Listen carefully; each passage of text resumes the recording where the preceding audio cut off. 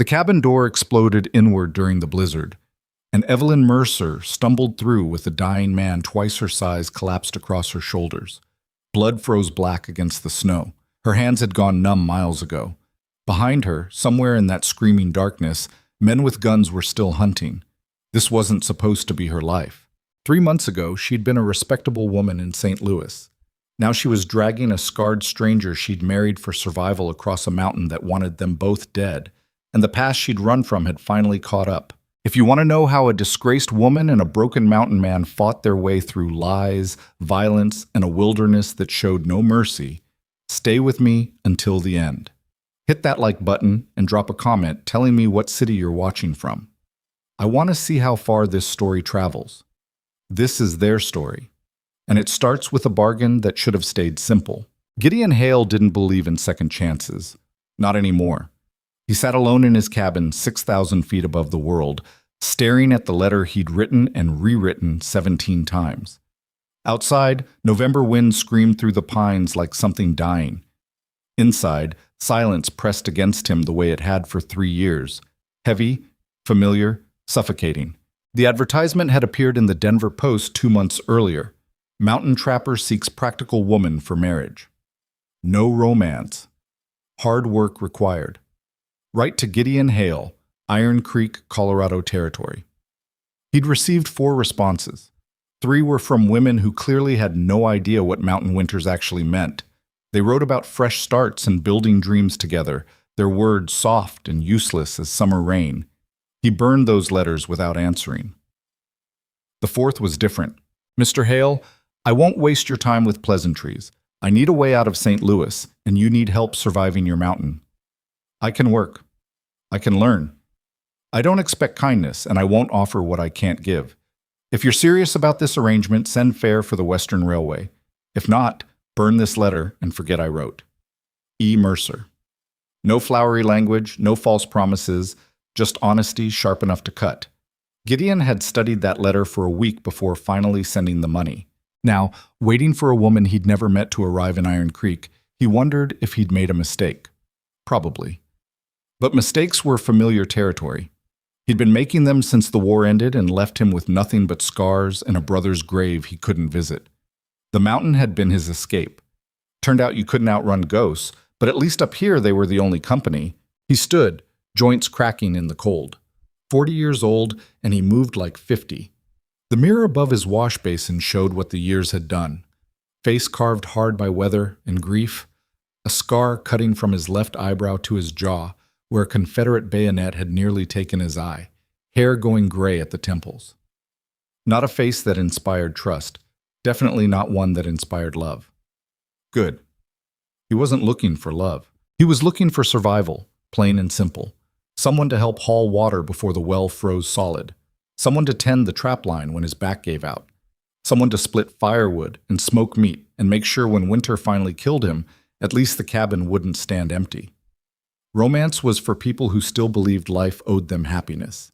Gideon knew better. He pulled on his heavy coat, checked his rifle, and started the long ride down to Iron Creek. The woman, E. Mercer, whoever she was, would arrive on the afternoon stage from Denver. They'd exchange vows in front of the territorial judge, sign the papers, and head back up the mountain before dark. Simple, practical, honest. Everything his first attempt at love hadn't been. The ride down took 4 hours. Black Ash Mountain didn't give up its secrets easily, and the trail switchbacked through terrain that killed careless travelers every winter. Gideon had made this journey 1,000 times, knew every boulder and deadfall, every place where the path crumbled toward empty air. He passed the burned remains of the Hutchins cabin around noon. Fire had taken them last February, whole family gone in a single night. The chimney stood alone now, a stone finger pointing at indifferent sky. Nobody had claimed the land since. Nobody would. The mountain took what it wanted. Iron Creek appeared below him just after 1 o'clock, a rough collection of buildings clinging to existence in a narrow valley. Maybe 200 people when you counted the miners, the gamblers, the women who worked the saloon, and the families stubborn enough to believe civilization could take root this far from anywhere that mattered. Gideon had no illusions about the place. It was hard and mean, same as everywhere else, but it had a general store, a blacksmith, and a judge who didn't ask too many questions. That was enough. He tied his horse outside Brennan's saloon and walked toward the stage office. Men watched him pass with the careful neutrality mountain towns reserved for people who wanted to be left alone. Gideon had earned his isolation. 3 years without causing trouble. 3 years of trading furs and buying supplies and never staying longer than necessary. They knew his name. They knew about the war. They knew enough to let him be. The stage office smelled like tobacco and old paper. Marcus Webb, the station agent, looked up from his ledger and nodded once. Hail. Webb. Stage on time. Came in 20 minutes ago. Webb's expression shifted slightly. Your arrangement. She's at the boarding house. Mrs. Brennan took her in when she arrived. Something in the man's voice made Gideon stop. Problem? Not my place to say. Webb returned to his ledger. She's paid through tonight.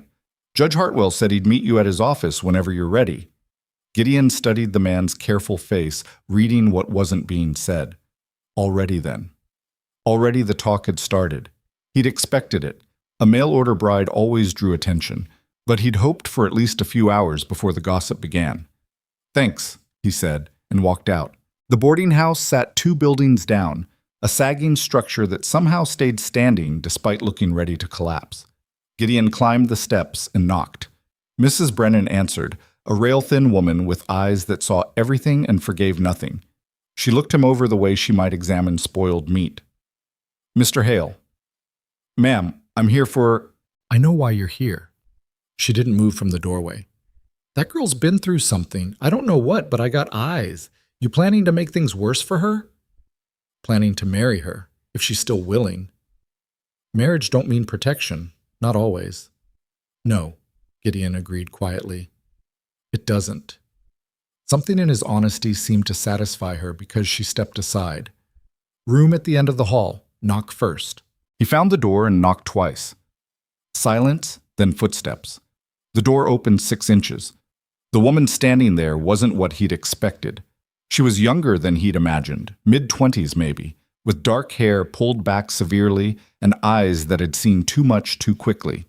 Exhaustion had carved shadows under those eyes. Her dress was decent but worn, mended in places with careful stitches that spoke of pride and limited resources. But it was her hands that caught his attention, raw and blistered, nails broken, fingers wrapped in makeshift bandages. She saw him notice and didn't hide them. Mr. Hale. Her voice matched her letter, direct, careful, guarded. Miss Mercer. They stood there studying each other across the threshold like opponents checking for weakness. Gideon saw intelligence in her eyes, and wariness, and something else he recognized because he carried it himself. Damage. The stage was delayed, she said finally. There was an accident. Washed out bridge near Canyon Falls. We had to... She stopped, seemed to reconsider. It doesn't matter. I'm here. You hurt? Nothing that won't heal. More silence. This wasn't going the way Gideon had imagined, though he wasn't sure what he'd imagined. Some part of him had expected this to feel more like a business transaction. Simple, clear, unemotional. Instead, it felt like standing on a ledge in the dark, unable to see what waited below. Judge is ready whenever we are, he said. You still want to go through with this? Evelyn Mercer looked at him for a long moment. Whatever she was searching for in his scarred face, she must have found something acceptable because she nodded once. I need 10 minutes. I'll wait downstairs. She closed the door quietly.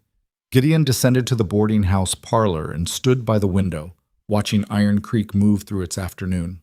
Miners heading to the claims, women carrying laundry, a dog sleeping in the street. Normal life, or as normal as life got this far from civilization. Mrs. Brennan appeared beside him, silent as smoke. She tell you what happened on that stage? Said there was an accident. Accident. Mrs. Brennan's mouth tightened. Bridge gave way, dropped them 30 feet into a flooding canyon. Driver broke his leg in 3 places, passengers panicking, screaming, water rising. That girl pulled the driver out of the wreckage and kept him alive through the night while everyone else fell apart. 14 hours in freezing water before help arrived. Gideon turned to look at her. Nobody's talking about that, though, Mrs. Brennan continued. They're too busy talking about other things. Why a respectable woman would answer an advertisement like yours? what she might be running from. You know how people are. I know. Do you? She met his eyes directly. Because that girl's going up your mountain with you, and once you're up there, she's got nobody but you between her and whatever comes. You understand that? I understand. Make sure you do. Mrs. Brennan walked away, leaving Gideon alone with his thoughts. 15 minutes later, Evelyn descended the stairs wearing the same dress but with her hair reorganized and her few possessions packed in a battered traveling bag. She'd wrapped her damaged hands in fresh bandages. I'm ready. They walked to Judge Hartwell's office in silence. Iron Creek watched them pass with barely concealed interest. Gideon heard the whispers starting, saw the eyes following Evelyn's progress down the street. Let them talk. Talk was all they had up here. Judge Hartwell was a gray-haired man who'd come west after his wife died, looking for a place where the past couldn't find him. He understood about running. His office smelled like whiskey and old law books. Mr. Hale, Miss Mercer. He gestured to the chairs in front of his desk. I assume you both understand what you're doing here. We understand, Gideon said. Miss Mercer, you're entering this marriage of your own free will? No coercion? Yes. You understand that marriage in this territory is legally binding? You'll be bound to this man, and he to you, under territorial law? I understand. Hartwell looked at them both carefully. I'm required to ask if there's any impediment to this marriage. Previous marriages, legal obligations, anything that would make this union invalid? No, Evelyn said. No, Gideon echoed. Then let's proceed. The ceremony took 7 minutes. Hartwell read the required words in a flat, practiced voice. Gideon repeated his vows, staring at a water stain on the wall. Evelyn's voice never wavered, but her bandaged hands trembled slightly when she signed the marriage certificate. By the power vested in me by the territory of Colorado, I pronounce you husband and wife. Hartwell pushed the certificate across his desk. God help you both. Outside, the sun had started its descent toward the peaks. They had maybe 3 hours of daylight left. We should move, Gideon said. Trail's dangerous after dark. Evelyn nodded. She'd barely spoken since the ceremony. They stopped at the general store for supplies Gideon had ordered earlier. Flour, salt, ammunition, kerosene. While he loaded the pack mule, Evelyn stood in the street looking up at Black Ash Mountain rising against the sky. From here, it looked almost beautiful, distant and blue and peaceful. She'd learn different soon enough. You ride? Gideon asked. Not well. You'll be on the mule then, steadier than a horse on mountain trails. He helped her up, noticed how she winced when his hands touched her waist, and they started north out of Iron Creek. The town watched them leave in silence. For the first hour, they climbed through scrub pine and granite outcroppings. The trail was wide enough here that they could ride side by side, but neither spoke.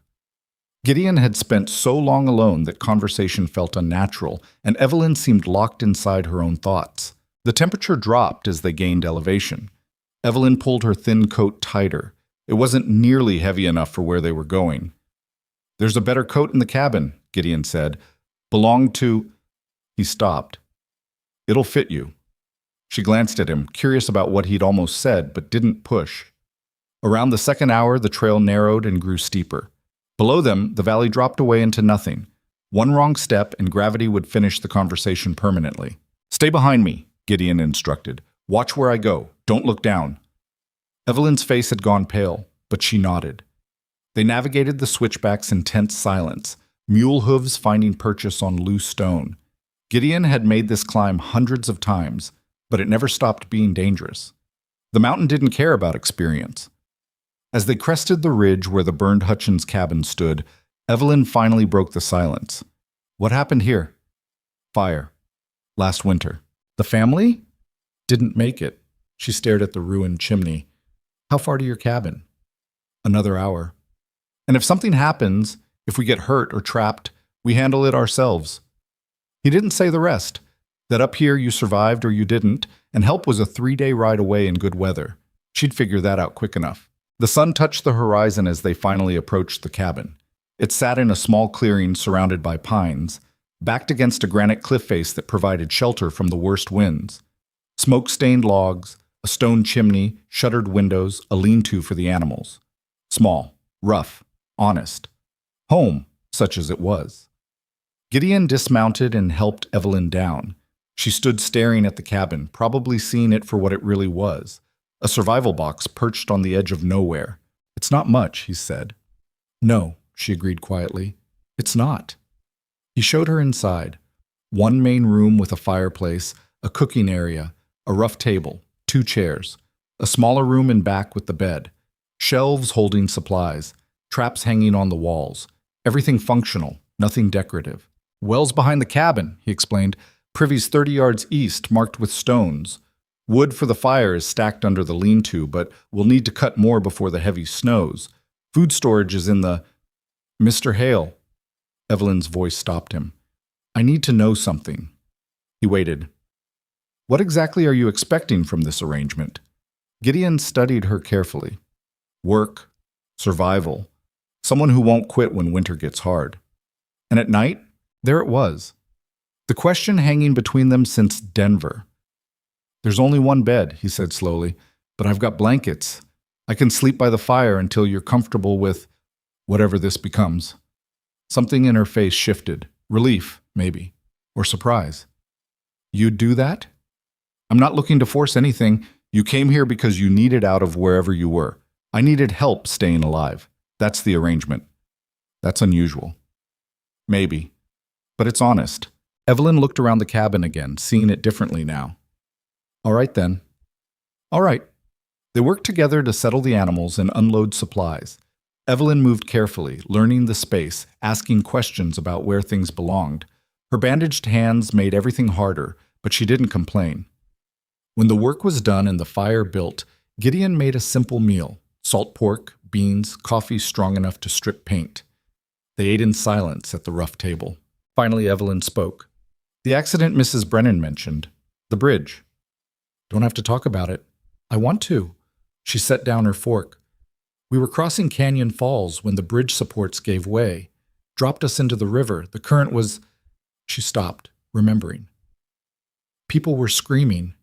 The driver, Mr. Patterson, his leg was broken badly, bone showing through. Everyone else was panicking, trying to get out of the water, scrambling for shore. "But you didn't." "I couldn't leave him there. So I got him out of the coach and onto a rock above the waterline. Kept him warm as I could through the night. Kept him talking so he wouldn't pass out and drown. That's where the hands came from."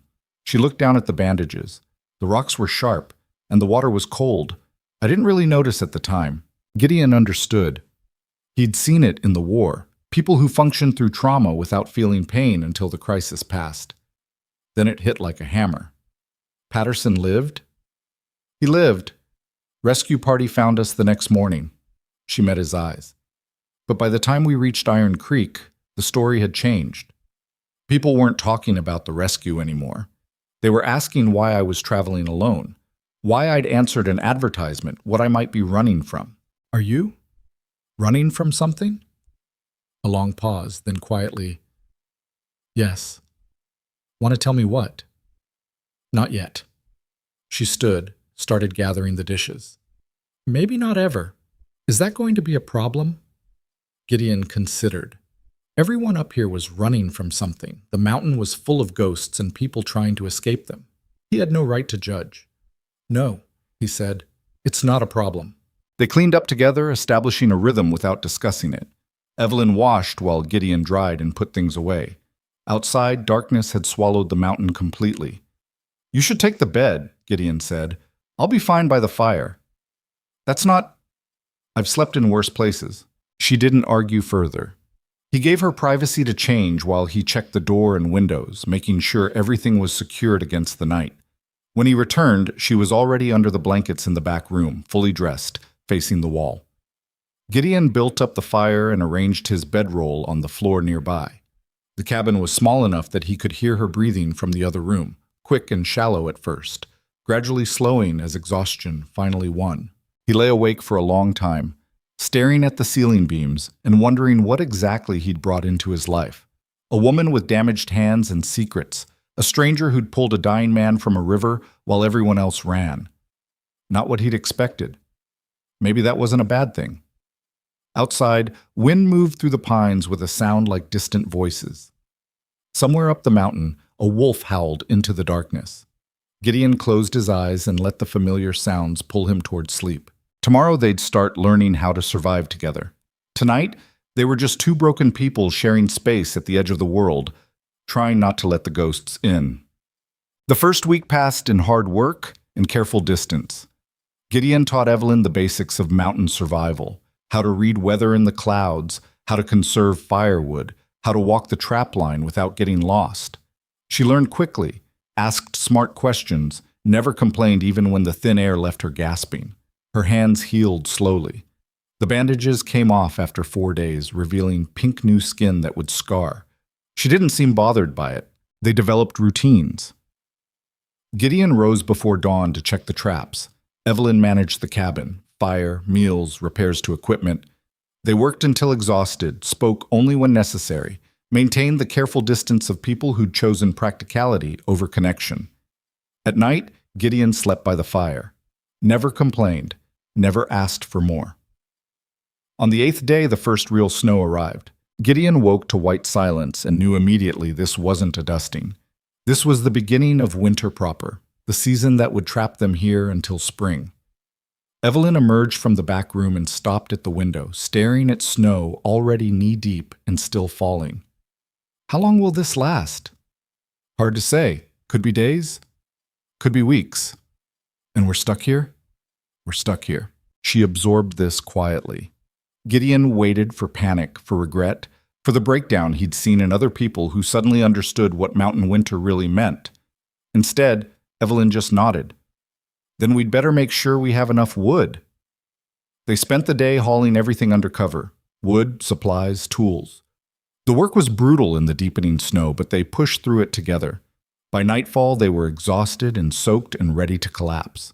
Gideon built the fire high, while Evelyn changed into dry clothes. He stripped off his wet shirt and was reaching for a dry one when he heard her sharp intake of breath. He'd forgotten about the scars. They covered his back in a map of old violence, bullet wounds, knife marks, the places where field surgeons had dug metal from his flesh and sewn him back together roughly. The war had written its history on his skin in permanent ink. "I'm sorry," Evelyn said quietly. "I didn't mean to stare." "It's fine." He pulled on the dry shirt quickly. "You were going to see eventually." "The war?" "Most of them." She didn't ask for details. He appreciated that. They ate dinner in silence that felt different somehow, less guarded, more companionable. The storm howled outside, shaking the cabin, but inside felt warm and safe.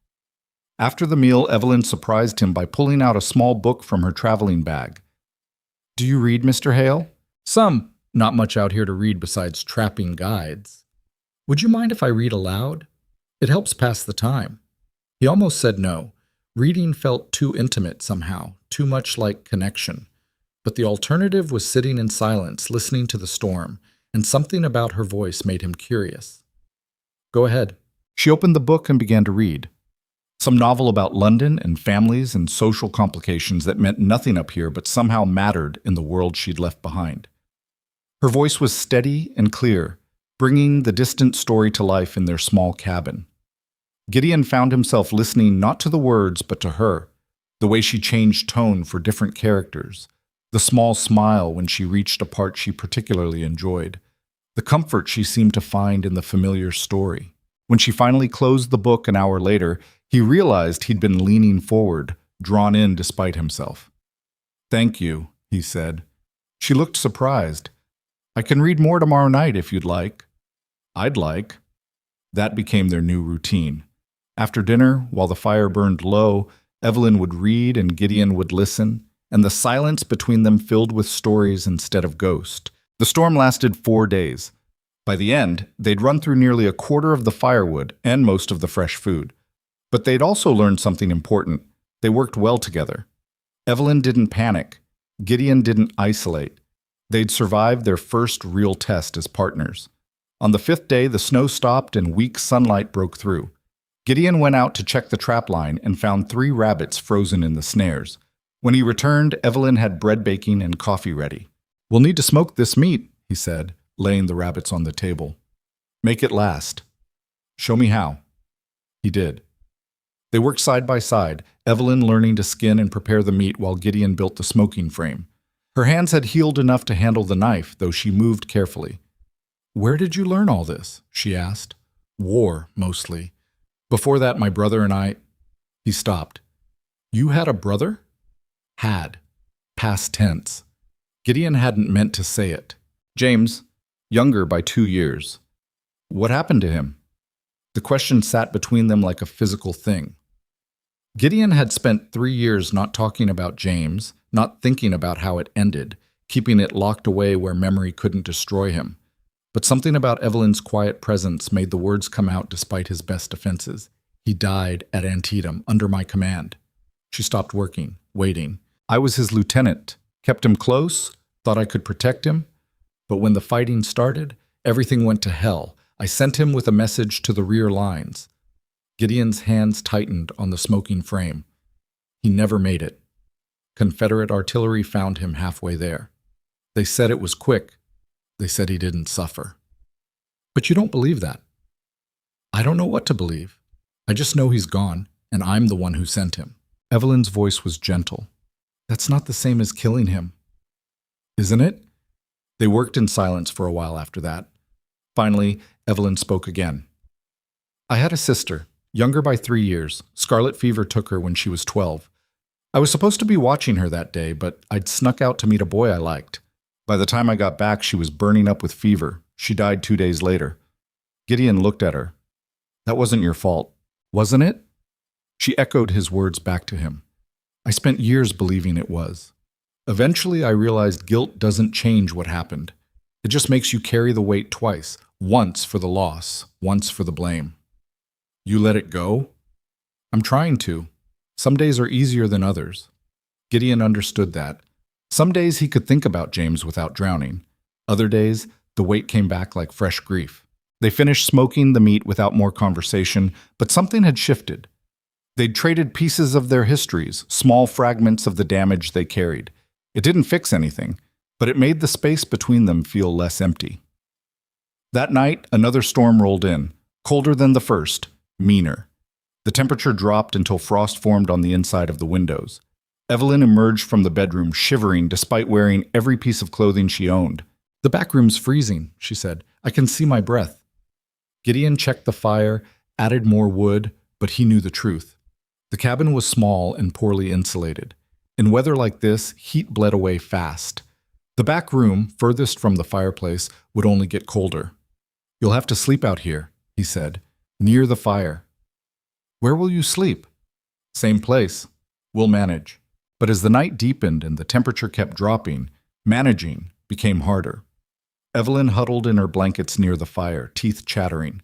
Gideon lay on the opposite side, far enough away to maintain distance, close enough to share the warmth. It wasn't enough. Around midnight, Evelyn's shivering woke him. He could hear her trying to stay quiet, trying not to bother him, but the cold was winning. Gideon lay there staring at the ceiling, knowing what he had to suggest and hating the awkwardness of it. Evelyn, I'm fine. You're not. And if you freeze to death, I'll never hear the end of it from Mrs. Brennan. He sat up. We need to share warmth, properly. Silence. Then, what does that mean? It means we combine the blankets and sleeping rolls, lie close enough to share body heat. It's survival, not... He stopped. It's just survival. More silence. He waited for her to refuse, to say she'd rather risk freezing than trust him that much. Instead, she said quietly, All right. They arranged the blankets together, creating a single warm space. Gideon lay down first, on his side facing the fire. Evelyn settled behind him, a careful 6 inches of distance maintained. You need to be closer, he said. Won't work otherwise. She shifted forward until her back pressed against his. Even through layers of clothing, he could feel her trembling. They lay like that in rigid silence, both hyper-aware of every point of contact, every breath. Slowly, the shared warmth built. Evelyn's shivering eased. Gideon felt the tension in his shoulders begin to loosen. Outside, the storm raged. Inside, 2 strangers who'd married for survival lay back to back in front of a dying fire, trying to remember how to trust another human being. Just before sleep took him, Gideon felt Evelyn's hand reach back and find his in the darkness. Her fingers were still cold. He closed his hand around hers carefully. Neither of them spoke. Neither of them let go. And somewhere in that small gesture, something changed between them that neither would recognize until much later, when the mountain tested them in ways that made a cold night seem gentle, and survival meant more than just staying alive. Morning came with frost thick on the windows, and neither of them willing to acknowledge what had happened in the night. Gideon woke first, carefully extracting himself from the tangle of blankets without disturbing Evelyn. His hand still remembered the feel of hers, small, calloused, surprisingly strong. He pushed the thought away and rebuilt the fire. By the time Evelyn stirred, he had coffee brewing and was already halfway through sharpening his knives for the day's work. She sat up, hair disheveled, cheeks flushed from sleep and warmth, and for a moment neither of them spoke. "Thank you," she finally said. "For last night. Had to be done. Still, thank you." They fell back into their careful routines, but something had shifted. The distance they'd maintained felt thinner now, more fragile. They moved around each other differently. Not quite comfortable, but not strangers anymore either. The cold snap lasted another week. Every night they shared warmth by the fire. Every morning they pretended it meant nothing. But Gideon noticed the way Evelyn stopped flinching when he came near. Noticed how she'd started leaving her coffee cup next to his by the wash basin. Small things. Meaningless things. Except they weren't meaningless at all. On the 9th day, the temperature finally broke enough for Gideon to check the trap line properly. He left before dawn with his rifle in his pack, promising to return before dark. "Be careful," Evelyn said from the doorway. "Always am." "I mean it. If something happens to you up here, I wouldn't—" She stopped. "Just be careful." Gideon looked at her, standing there in the doorway, wrapped in the coat he'd given her, and felt something uncomfortably close to warmth in his chest. He nodded once and headed into the snow. The trapline ran 3 miles in a rough circle around the cabin, marked by blazes on the trees that only someone who knew what to look for could find. Gideon walked it slowly, checking each snare, resetting what needed resetting, taking what the mountain had provided. 2 rabbits. 1 marten, with a pelt that would bring decent money come spring. Not bad for a week of storms. He was resetting the last trap when he heard voices. Gideon froze, listening. Male voices, at least 3 of them, coming from the direction of the eastern ridge. Nobody should be up here. The nearest claim was 5 miles south, and nobody worked them in winter. He moved quietly toward the sound, rifle ready. Through the trees, he spotted them. 4 men on horseback, picking their way along a game trail that would eventually lead them close to the cabin. They didn't look like miners. Too well dressed, too well armed. The one in front wore a long coat that probably cost more than most people up here made in a year. Gideon stayed hidden, watching. The men stopped about 200 yards from where he crouched. "You sure this is the right area?" one of them called out. Tribune said Black Ash Mountain. The well-dressed one consulted a piece of paper. "Trapper named Hale. Can't be too many of those up here." Gideon's blood went cold. "What do we do when we find her?" another asked. "Confirm identity first, then we bring her back. Crow wants this handled quietly." "And if she doesn't want to come?" The well-dressed man smiled. "Then we make it very clear she doesn't have a choice." They kept talking, but Gideon had heard enough. They were looking for Evelyn. Someone named Crow had sent them, and they planned to take her whether she agreed or not.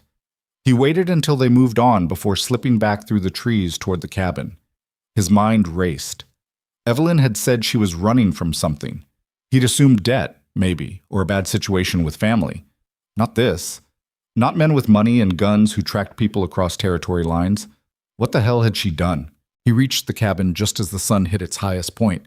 Evelyn looked up from the table where she'd been mending one of his shirts, saw his face, and stood immediately. "What's wrong?" "We need to talk. Now." He shut the door, checked the window, then turned to face her. "There are men looking for you. 4 of them. Armed. They mentioned someone named Crow." All the color drained from Evelyn's face. She sat down heavily, like her legs had stopped working. "How far away?" 2 miles. Maybe less. They don't know exactly where the cabin is, but they're looking. Gideon set his rifle against the wall. "You want to tell me what this is about?" She stared at her hands for a long moment. When she finally spoke, her voice was barely above a whisper. His name is Victor Crow. He owns half of St. Louis, factories, banks, railroads. I worked in his household as a governess for his children. What happened? He decided he wanted more than a governess. Evelyn's hands clenched into fists. He made advances. I refused. He didn't take it well. Gideon felt anger building in his chest. He hurt you? He tried. I fought back, broke his nose with a candlestick. Something fierce flashed in her eyes at the memory. But Victor Crow isn't a man who accepts humiliation. He told everyone I'd stolen from him, forged documents proving it, had the police looking for me within days. So you ran. What choice did I have? His word against mine, and he owned the judge, the police, half the lawyers in the city. She looked up at Gideon. I took what money I'd saved and bought a train ticket as far as it would take me. Saw your advertisement in a Denver paper. Figured if I was going to disappear, I should disappear somewhere nobody would think to look. Except they did look. He must have had people watching the marriage registries. It's the kind of thing he'd do. Patient, thorough, relentless. Her voice cracked slightly. I'm sorry.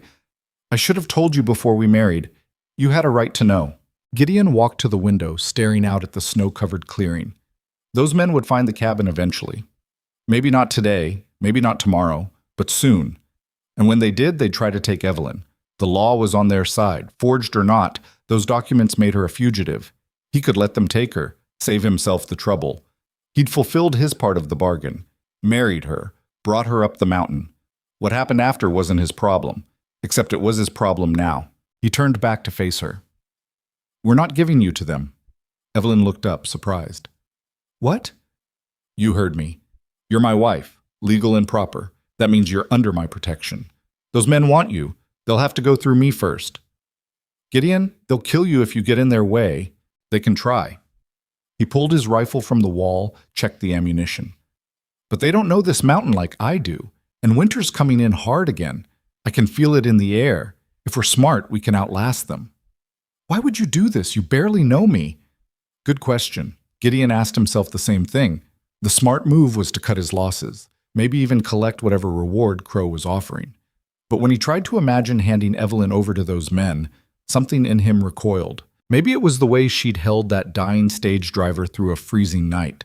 Maybe it was how she'd pulled him back from his ghosts without even trying. Maybe it was just that he was tired of letting bad men take what they wanted without consequences. Because it's the right thing to do, he said finally. And because you're mine now, I take care of what's mine. Evelyn stood and crossed to him. Without warning, she reached up and touched his scarred face gently. You're a better man than you think you are. Don't count on it. But he didn't pull away from her touch. We need to prepare. They'll come eventually. They spent the rest of the day fortifying the cabin. Gideon showed Evelyn how to load and fire his spare rifle, how to bar the door properly, where to position herself if shooting started. She learned quickly, hands steady despite the fear he could see in her eyes. As darkness fell, Gideon went outside one more time to scout. No sign of the men yet, but he found fresh tracks near the eastern approach. They were getting closer. Inside, Evelyn had made dinner, though neither of them had much appetite. They ate in tense silence, listening to every sound outside. Wind in the trees, snow sliding off the roof, normal sounds that suddenly felt threatening. Tell me about the war, Evelyn said suddenly. I want to know. Why? Because if we're going to fight together, I should know who I'm fighting beside. Gideon set down his fork. Nobody had asked him about the war in years. Most people who'd been through it didn't want to talk, and people who hadn't didn't want to hear. What do you want to know? What it was like, what you did, how you survived. He stared into the fire, remembering. It was hell. Not the dramatic kind you read about in books. Just constant grinding misery, fear and boredom in equal measure, broken up by moments of pure terror when the shooting started. You were an officer? Lieutenant, field commission after the first year. I was good at keeping men alive, so they kept promoting me. His voice turned bitter. Until I wasn't good at it anymore. Your brother. And others. I led a company of 43 men into the wilderness. 11 walked back out. He met her eyes. You learn things about yourself in war, what you're capable of, what you're willing to do to survive. And what did you learn? That I'm very good at killing, that I can make hard choices without hesitating, that when it matters, I don't freeze. He paused. I also learned that survival isn't the same as living. Took me 3 years on this mountain to figure that out. Evelyn reached across the table and took his hand. I'm glad you survived. Are you? Yes, because otherwise you wouldn't be here, and I'd be facing those men alone. They sat there holding hands across the rough table while the fire burned low. Outside, the temperature dropped and the wind picked up. Another storm was building. We should sleep, Gideon said. Storm's coming in. They won't move in weather like this. That night they didn't pretend. They arranged the blankets together near the fire, lay down side by side, and when Evelyn shivered despite the warmth, Gideon pulled her closer without asking. She fit against him like she'd been carved for that exact space. Her head rested on his shoulder, his arm wrapped around her waist, both of them hyper-aware that this was something more than survival now. Gideon? Her voice was quiet in the darkness. Yeah? Thank you for not asking if I actually stole from him. Did you? She was quiet for so long he thought she might not answer. Then, yes. On my way out, I took $600 from his office safe, money he'd never miss but that I needed to disappear. Good, Gideon said. Hope it was more. He felt her smile against his chest. It was. I lied about the amount. Even better. She laughed quietly, and the sound did something strange to his heart, made it hurt and feel lighter at the same time. The storm hit around midnight, not just snow this time, but wind that screamed like something alive, shaking the cabin hard enough to make the beams creak. Gideon lay awake listening, tracking the storm's progress, planning what they'd do if the men came in weather like this. Evelyn stirred against him. You're not sleeping. Thinking. About them? About a lot of things. He was quiet for a moment.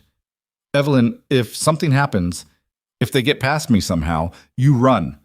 There's a cave about half a mile north, hidden behind a deadfall. You can survive there for a few days if you have to. I'm not leaving you. You will if I tell you to. She pushed herself up on one elbow, looking down at him in the firelight.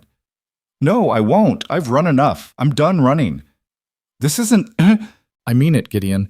Whatever comes, we face it together. That's the deal. He stared up at her, seeing the determination in her eyes, the strength that had pulled a dying man from a flooding river. She meant it. She'd actually stay and fight rather than run. You're going to get us both killed, he said. Maybe, but at least we'll go down swinging. Despite everything, he smiled. James would have liked you. Yeah? Yeah. He always did have terrible taste in people. She hit his chest lightly, but she was smiling too. Then, slowly, carefully, she leaned down and kissed him. It wasn't a long kiss. Wasn't desperate or passionate. Just her lips against his for a few heartbeats, soft and warm and real. When she pulled back, Gideon's heart was hammering like he'd run up the mountain. What was that for? His voice came out rougher than intended. Because I wanted to. Because tomorrow those men might find us and everything might go to hell. Because you're the first person in years who's made me feel safe. She settled back against his chest. Is that reason enough? Yeah, he managed. That's reason enough. They didn't talk after that. Just held each other while the storm raged and tried not to think about what morning might bring. But Gideon couldn't stop thinking about that kiss, about the weight of Evelyn in his arms, about how somewhere in the past few weeks, survival had become something else entirely. He told himself he didn't need this, didn't want connection or comfort or the risk of caring about someone who could be taken away. The mountain had taught him that lesson brutally. Except Evelyn wasn't asking permission. She'd just walked into his life, into his defenses, and set up camp in places he'd thought were dead. And the terrifying part was how much he wanted to let her stay. The storm blew itself out by morning, leaving 3 feet of fresh snow and a sky so blue it hurt to look at. Gideon woke to find Evelyn already up, coffee made, rifle cleaned, and loaded beside the door. They'll come today, she said. The tracks you found yesterday. They were close enough that this storm probably forced them to camp nearby. She was right. Gideon felt it in his bones, that particular tension before violence. He'd learned to trust that feeling in the war. Stay inside, he said. I'm going to scout the perimeter. I'm coming with you. Evelyn, Don't. We're past that. She grabbed the rifle. You watch your back, I'll watch mine. That's how this works now. He wanted to argue, but the look in her eyes stopped him. She wasn't the same woman who'd arrived a month ago, frightened, exhausted, unsure. The mountain had changed her, or maybe it had just revealed what was already there. They moved through the snow together, Gideon in front, Evelyn 6 feet behind and to the left. He'd taught her the basics of tactical movement, and she'd absorbed it like someone who understood that attention to detail meant survival. They found the camp about a mile east, 4 bedrolls under a makeshift shelter, fire burned down to coals. The men were gone, but they'd left fresh tracks heading west, toward the cabin. They're already moving, Gideon said quietly. We need to get back. They made it halfway before the first shot rang out. The bullet hit a tree 6 inches from Gideon's head, spraying bark and snow. He grabbed Evelyn and dragged her behind a boulder as 2 more shots echoed through the forest. Stay down! He brought his rifle up, scanning for targets. Movement through the trees. 2 men, maybe 3, using the forest for cover. Smart. They knew what they were doing. Gideon Hale, a voice called out, the well-dressed man from yesterday. We don't want trouble with you. Just send out the woman and we'll leave peaceful. Not happening, Gideon shouted back. She's a wanted fugitive. You're harboring a criminal. She's my wife, and you're trespassing on my land. A pause. Then, we can do this the hard way if you prefer. Another shot. This one closer, ricocheting off the boulder they hid behind. Gideon fired back, aiming for the muzzle flash. Someone yelped. A hit, but not fatal. There's 4 of them and 2 of us, Evelyn said, her voice surprisingly steady. We can't win a straight fight. We don't have to win, just have to make them quit. How? Gideon was already moving, pulling Evelyn deeper into the trees. We know this mountain. They don't. We use that.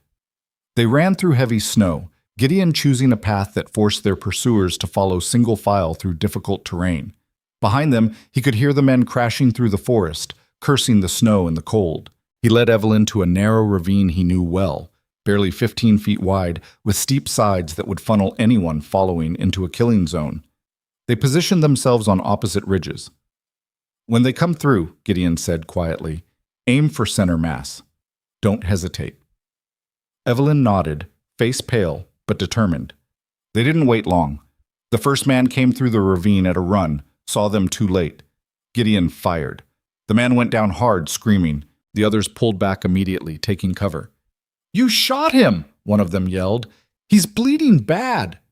Then maybe you should get him to a doctor instead of chasing people up mountains, Gideon called back. You don't know who you're dealing with. Crow will. I don't care about Crow. Tell him if he wants her, he can come get her himself. But it'll cost him more than money. Silence from below. Then the sound of men arguing in low voices. Finally, movement. They were retreating, dragging their wounded companion with them. Gideon waited 5 full minutes before climbing down. The blood in the snow was already freezing, but there was a lot of it. The wounded man might make it if they got him to Iron Creek quickly. Might not. Is he dead? Evelyn asked quietly. Don't know, don't care. Gideon met her eyes. You did good. I didn't shoot. You stayed calm, held position. That's just as important. They made their way back to the cabin carefully, checking for more ambushes. But the forest stayed quiet. The men were gone. For now. Inside, Gideon barred the door and checked their ammunition. They'd used 6 rounds, enough left for another fight if it came to that, but not enough for a prolonged siege.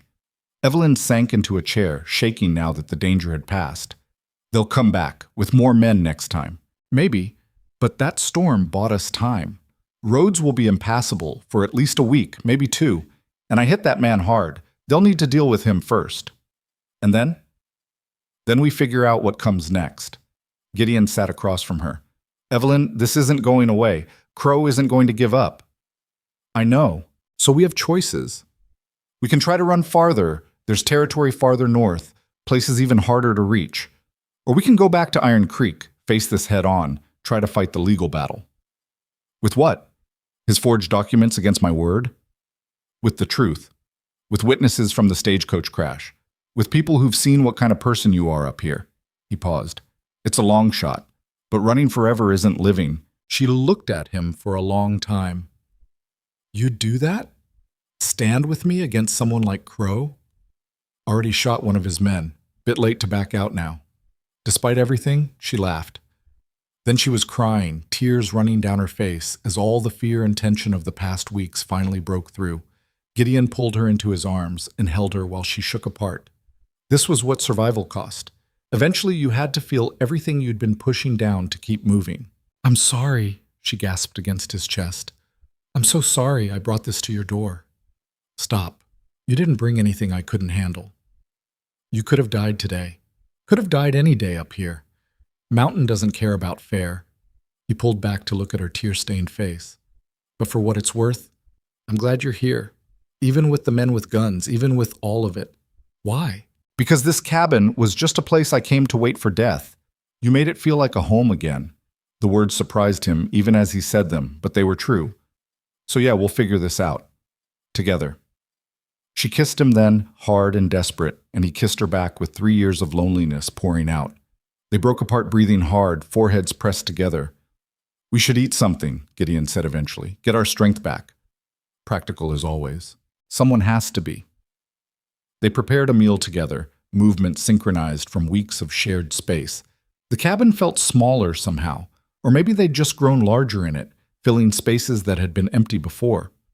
While they ate, Gideon laid out what he knew about Crow's operation, what they'd be facing if they went back to Iron Creek. It wasn't encouraging. Money bought a lot of loyalty, and Crow had plenty of both. But people up here don't trust outsiders, Gideon said. And they especially don't trust rich men from back east telling them how things should be. If we're smart about it, we might be able to turn that in our favor. How? By being honest. By not hiding. By making Crow prove his case in front of people who value straight talk over fancy documents. Evelyn considered this. It's a risk. Everything worth doing is. That night they didn't bother with separate blankets. They lay together by the fire, neither sleeping much, both thinking about what morning would bring. Gideon traced patterns on Evelyn's shoulder, memorizing the shape of her, the way she breathed, the small sounds she made when she was almost asleep. I never thought I'd find this again, he said quietly. Find what? Someone worth protecting. Someone who makes the world feel less empty. She turned in his arms to face him. Gideon Hale, are you telling me you care about me? Might be. Only might be. He kissed her instead of answering, and she melted into him like she'd been waiting for permission. When they finally pulled apart, both breathless, something had changed between them again, shifted from partnership to something deeper, more complicated, more real. We're in trouble, Evelyn whispered. Yeah. I mean, us. This. We're supposed to be a practical arrangement. I know. But it stopped being practical weeks ago, didn't it? Gideon thought about that kiss by the fire, about holding her through storms, about the way his chest had tightened when those bullets came close to her. Yeah, he admitted, it stopped being practical. So what do? We stop pretending it's something it's not. We stop lying to ourselves. He cupped her face gently. We call it what it is. And what is it? He looked into her eyes, saw his own loneliness reflected back, saw the careful hope she was trying not to show, saw a future that terrified him because it meant having something to lose again. It's everything, he said simply. It's everything I swore I didn't need, and it's going to scare the hell out of me, and I want it anyway. Evelyn smiled, trembling and real. Good, because I want it too. They held each other while the fire burned low and the stars wheeled overhead. Tomorrow they'd have to decide, run or fight, hide or stand. Tomorrow there'd be consequences and danger and all the complications of choosing something over survival. But tonight, for the first time in longer than either could remember, they weren't alone. And that made everything else worth facing. They had 4 days of peace before the mountain tried to kill Gideon. 4 days of planning, of reinforcing the cabin's defenses, of teaching Evelyn everything he knew about survival. 4 days of stolen moments between the work, her hand brushing his as they passed tools, lingering looks across the table, kisses that grew less careful and more desperate each time. 4 days where they let themselves believe they might actually have a chance. Then the weather turned. Gideon woke on the fifth morning to air so cold it burned his lungs. The kind of cold that froze spit before it hit the ground, that made the trees crack like rifle shots.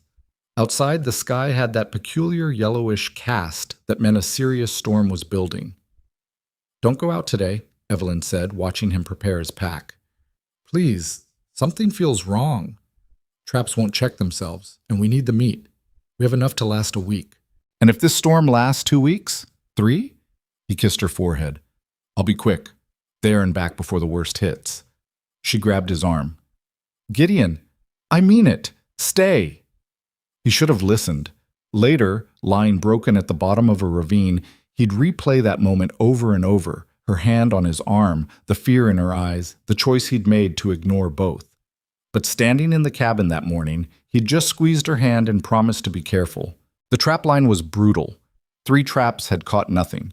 2 had been destroyed by something, probably a bear waking early from hibernation, hungry and mean. The 6th held a frozen fox, its pelt worthless now. Gideon was resetting the 7th trap when the snow beneath his feet shifted. Not much, just a whisper of movement.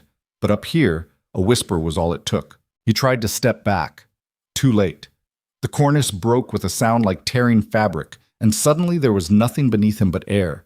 He hit the slope hard, tumbling, trying to grab anything. His rifle went flying. His pack tore loose. The world became a confusion of snow and sky and the awful certainty that he was about to die. The impact, when it came, drove all the air from his lungs. Gideon lay at the bottom of the ravine, unable to breathe, unable to move, his mind screaming that he needed to get up but his body refusing to cooperate. Pain came in waves, his left leg, his ribs, his head where he'd hit something sharp on the way down. He managed to draw a breath. It felt like inhaling broken glass. Moving was worse. His left leg wouldn't support weight, broken probably, or close to it. His ribs screamed with every breath. When he touched his head, his glove came away red with blood. The storm was coming. He could see it building, feel the temperature dropping even further. If he stayed here, he'd be dead by nightfall. Gideon looked up at the slope he'd fallen down. 40 feet, maybe 50. Steep and covered in ice. No way to climb it, not with a broken leg. Not in his condition. He was going to die out here. The thought came with strange clarity, almost peaceful. He'd survived the war, survived 3 years alone on this mountain, survived everything that had tried to break him. But in the end, the mountain would win. It always did. Except Evelyn was waiting at the cabin. Evelyn, who'd made him promise to be careful. Evelyn, who'd begged him not to go. Evelyn, who would blame herself when he didn't come back. Gideon gritted his teeth and started crawling. Every movement was agony. His broken leg dragged uselessly behind him. His ribs grated with each breath. Blood from the head wound kept running into his eyes. But he crawled anyway, following the ravine downstream because that was the only direction he could manage. An hour passed. Maybe 2. Time stopped meaning anything. There was only the next pull forward, the next breath, the next moment of not giving up. The snow started falling around the 3rd hour. Big, heavy flakes that quickly built up and made everything harder. Gideon's hands had gone numb. He couldn't feel his feet anymore. The cold was inside him now, slowing his thoughts, making sleep seem like a reasonable option. "Just rest," part of him whispered. "Just for a minute." But he knew if he stopped, he wouldn't start again. So he kept crawling. The sun was setting when he heard her voice. "Gideon!" He thought he was hallucinating. Had to be. No way Evelyn would be out here, not in this storm, not in the dark. "Gideon, answer me." Closer now, real. He tried to shout back but could only manage a croak. Then she was there, materializing out of the snow like something conjured. She dropped to her knees beside him, her face white with fear and relief. "Oh, thank heaven. I thought—" She stopped, assessing his injuries with hands that shook. "Your leg. Your head. How long have you been—" "Hours," he managed. "Fell. Can't walk." All right, we'll figure this out." But he could see the panic in her eyes. She was one person. He was twice her size and dead weight. The cabin was miles away, and the storm was getting worse. This was impossible. "Leave me," he said. "Get back before—" "Shut up." She was already pulling off her pack, digging through it. "I'm not leaving you out here. Don't insult me by suggesting it again. She found rope, tied it around his chest in a makeshift harness. Then she positioned herself in front of him, looped the rope over her shoulder, and started pulling. Gideon screamed. Couldn't help it. Every bump and scrape sent fresh agony through his broken body. But Evelyn didn't stop. She just kept pulling, step by agonizing step, dragging him through the snow like a stubborn mule pulling a plow. "I'm sorry," she gasped. "I'm so sorry. Just hold on." They made it 10 feet before she had to stop, breathing hard. 20 feet before she nearly collapsed. But each time she got up and started pulling again. The storm worsened. Visibility dropped to almost nothing. Gideon couldn't see anything but Evelyn's silhouette ahead of him, hear anything but her ragged breathing and his own moans of pain. She fell twice, got back up both times.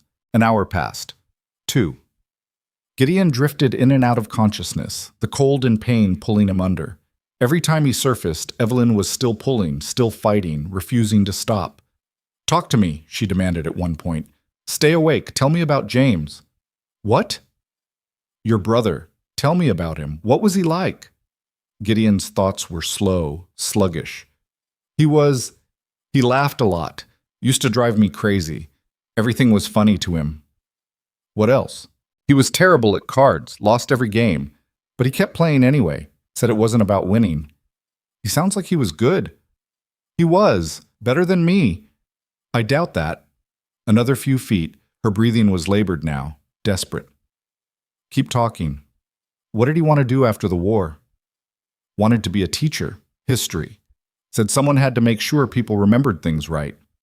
"He would have been good at that." "Yeah." Gideon's vision was blurring. "Evelyn, you need to stop. You're going to be—" "I see it. The cabin. We're almost there." He tried to focus, but everything was white and dark at the same time. Then hands were on him, pulling him up steps, and the blessed warmth of the fire hit his frozen skin. Evelyn was crying and working at the same time, cutting away his frozen clothes, wrapping him in blankets, building up the fire until the cabin was stifling hot. "Your leg," she said. "I have to set it. This is going to hurt." It did. He passed out somewhere in the middle of it. When he woke, he was in the bed, buried under every blanket they owned. Evelyn sat beside him, her face drawn and exhausted, hands wrapped in fresh bandages. The same hands she'd shredded, pulling him through miles of snow. "Hey," she said softly. "Hey." His voice was barely a whisper. "You're insane." "Probably." She touched his face gently. "How do you feel?" "Like I fell off a mountain."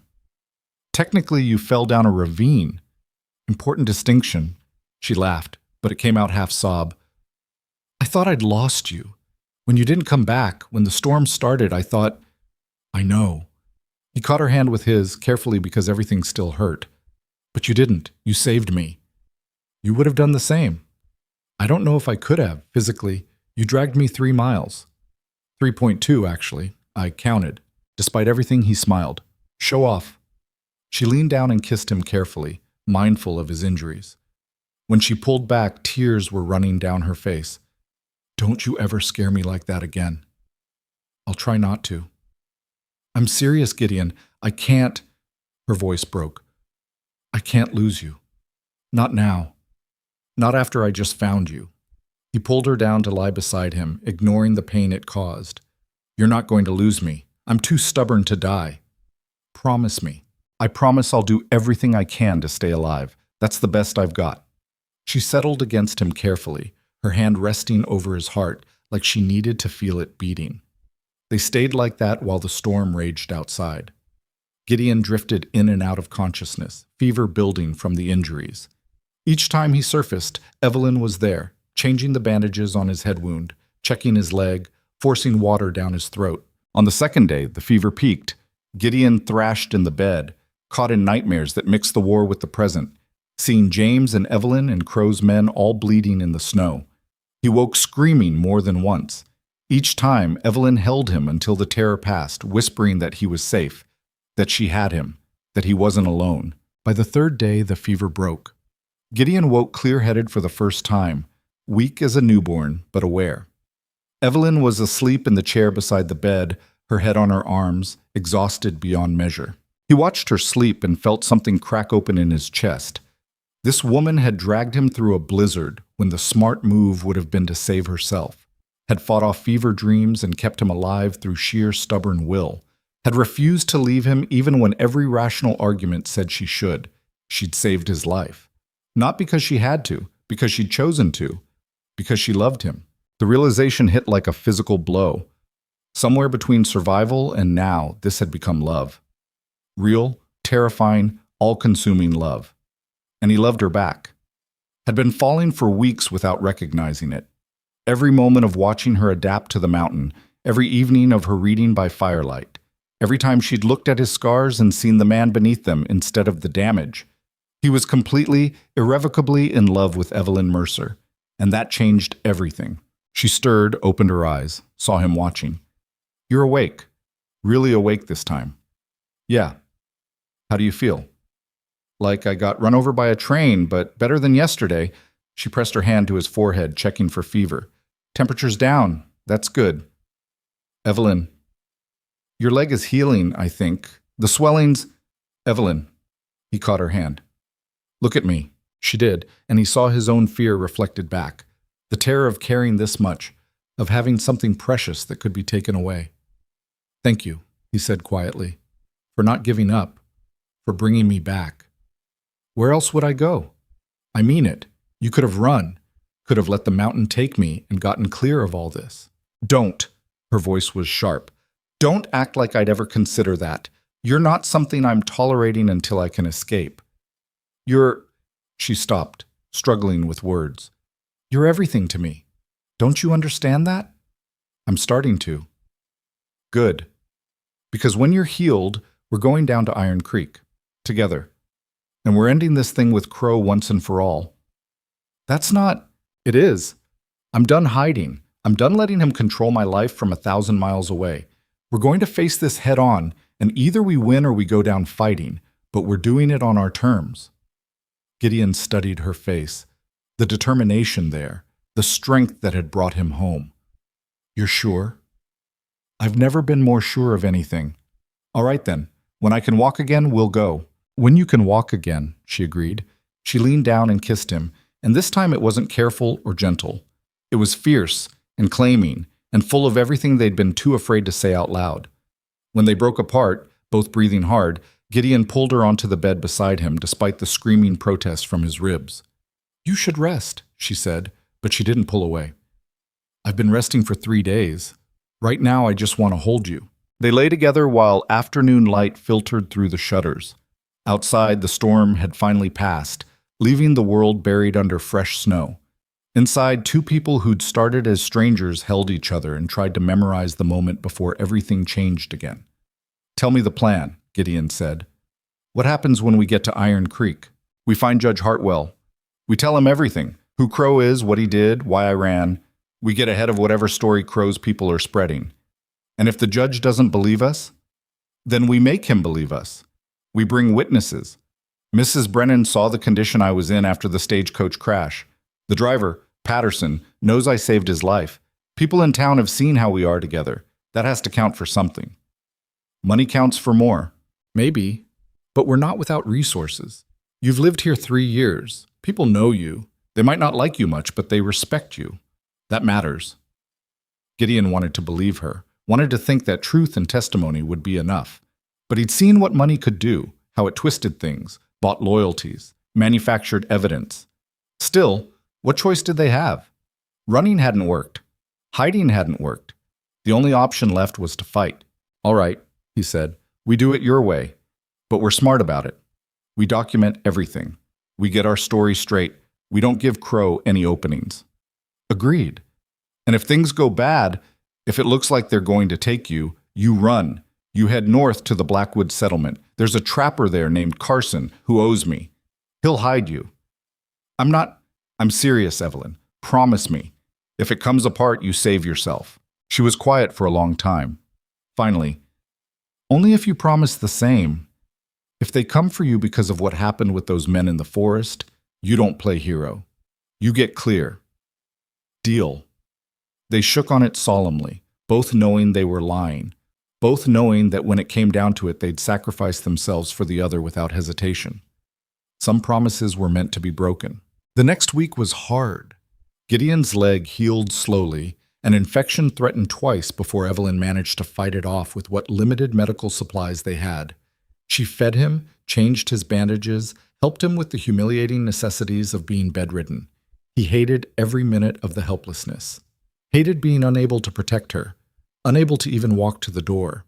But Evelyn handled everything, chopping wood, hauling water, checking the trap line, keeping them fed. She was stronger than he'd given her credit for, stronger than she'd probably given herself credit for. "You're staring again?" she said one afternoon, catching him watching her work. "Just thinking." "About?" "About how you're probably the toughest person I've ever met." She snorted. "You saw me cry for an hour straight yesterday when I thought the infection was getting worse. And then you cut the wound open and drained it yourself without flinching.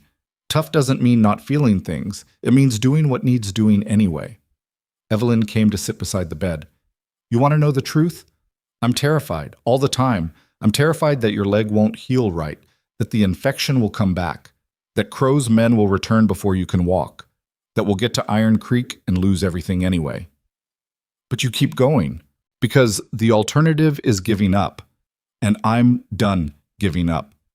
Gideon reached for her hand. "We're going to be all right. Whatever happens in Iron Creek, we'll handle it."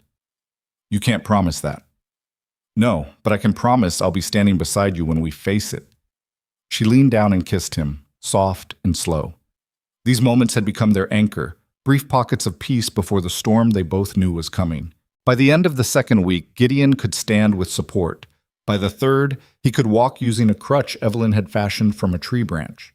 The leg wasn't fully healed, wouldn't be for months probably, but it was good enough to travel. They made their preparations carefully. Gideon cleaned and loaded both rifles, packed ammunition, made sure their supplies were secure. Evelyn gathered what documentation they had, the marriage certificate, letters from the mail order agency, anything that proved their story. The night before they planned to leave, neither could sleep. They lay together in the dark, holding each other, both thinking about what tomorrow might bring. "Gideon?" Evelyn's voice was small in the darkness. "Yeah? If this goes wrong, they separate us or take me, or they won't. But if they do, I need you to know that these past months have been the happiest of my life. Broken leg and gunfights and all of it. I've never felt safer with anyone, never felt more myself." Gideon pulled her closer, feeling the weight of her words settle into his chest. "Same. I came up here to die and you made me want to live again. Whatever happens tomorrow, that matters. You matter." "I love you," she whispered. "I should have said it before, but I was scared. I'm still scared. But I love you, Gideon Hale." His throat tightened. He'd thought those words were lost to him forever, buried with James and everyone else he'd failed to protect. But here they were, waiting to be spoken. "I love you too. More than I thought I could love anything again." They made love then, slow and careful and tender, both trying to memorize every touch in case it was the last. Afterward, they held each other until gray dawn light crept through the shutters. Time to face what was coming. They dressed in their best clothes, what passed for best up here anyway. Gideon's leg ached but held his weight. Evelyn had pulled her hair back severely, looking every inch the respectable woman she'd been before Crow destroyed her reputation. At the cabin door, they paused. "Last chance to change your mind," Gideon said. "We could disappear into Canada, start over somewhere nobody knows us. And spend the rest of our lives looking over our shoulders? No, we end this today." He nodded. "Then let's go end it." They mounted up and started the long ride down to Iron Creek. The trail was treacherous with snow, and Gideon's injured leg made riding painful, but they pushed through. Behind them, the cabin sat silent and empty, waiting to see if they'd return. As they descended, Evelyn reached over and took Gideon's hand. They rode like that, fingers linked, facing whatever waited below together. Iron Creek appeared around noon, the same rough collection of buildings, the same hard people scraping by in the shadow of the mountains. But this time everything felt different. This time they weren't running. This time they were choosing to stand and fight. They tied their horses outside Judge Hartwell's office and walked in together, Gideon leaning heavily on his crutch, Evelyn's hand firm in his. Hartwell looked up from his desk, his expression unreadable. "Mr. and Mrs. Hale, I was wondering when you'd show up." We need to talk, Gideon said, about Victor Crow and the lies he's been spreading. I assumed as much. Hartwell gestured to the chairs. Sit. You're going to want to be sitting for this. They exchanged a glance, worry flashing between them. Why? Evelyn asked. Because Crow's men got to town 3 days ago, and they brought a federal marshal with them. The words hung in the air like a death sentence.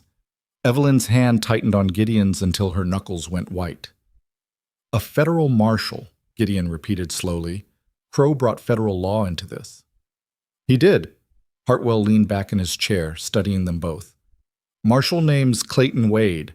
Came in with documents, warrants, the whole arsenal.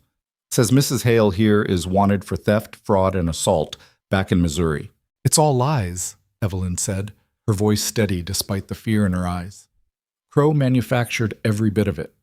I'm sure he did. Question is, can you prove it? Gideon shifted his weight, his injured leg throbbing. What's Wade like, honest man or one who can be bought? That's the thing. Hartwell pulled a bottle from his desk drawer, poured himself a drink without offering them any. Wade's got a reputation for being straight. 20 years as a marshal, never been accused of taking bribes, follows the letter of the law, which means if the paperwork's in order, he'll execute those warrants regardless of what actually happened. So we're finished before we start, Evelyn said quietly. I didn't say that. Hartwell took a long drink. Wade may be by the book, but he's not stupid, and he doesn't like being used. If you can convince him Crow's playing him, he might listen. Might, Gideon said. That's not much to bet on. It's what you've got. Hartwell set down his glass. There's something else you should know. Crow himself arrived yesterday.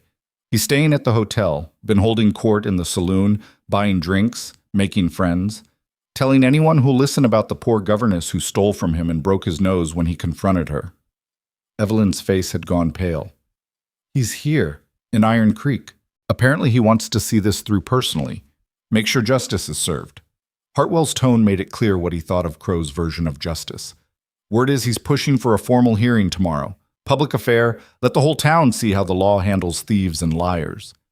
He wants to humiliate me, Evelyn said. Break me in front of everyone. Probably. A man like that, it's not enough to win. He needs everyone to see you lose. Gideon stood, the movement painful but necessary.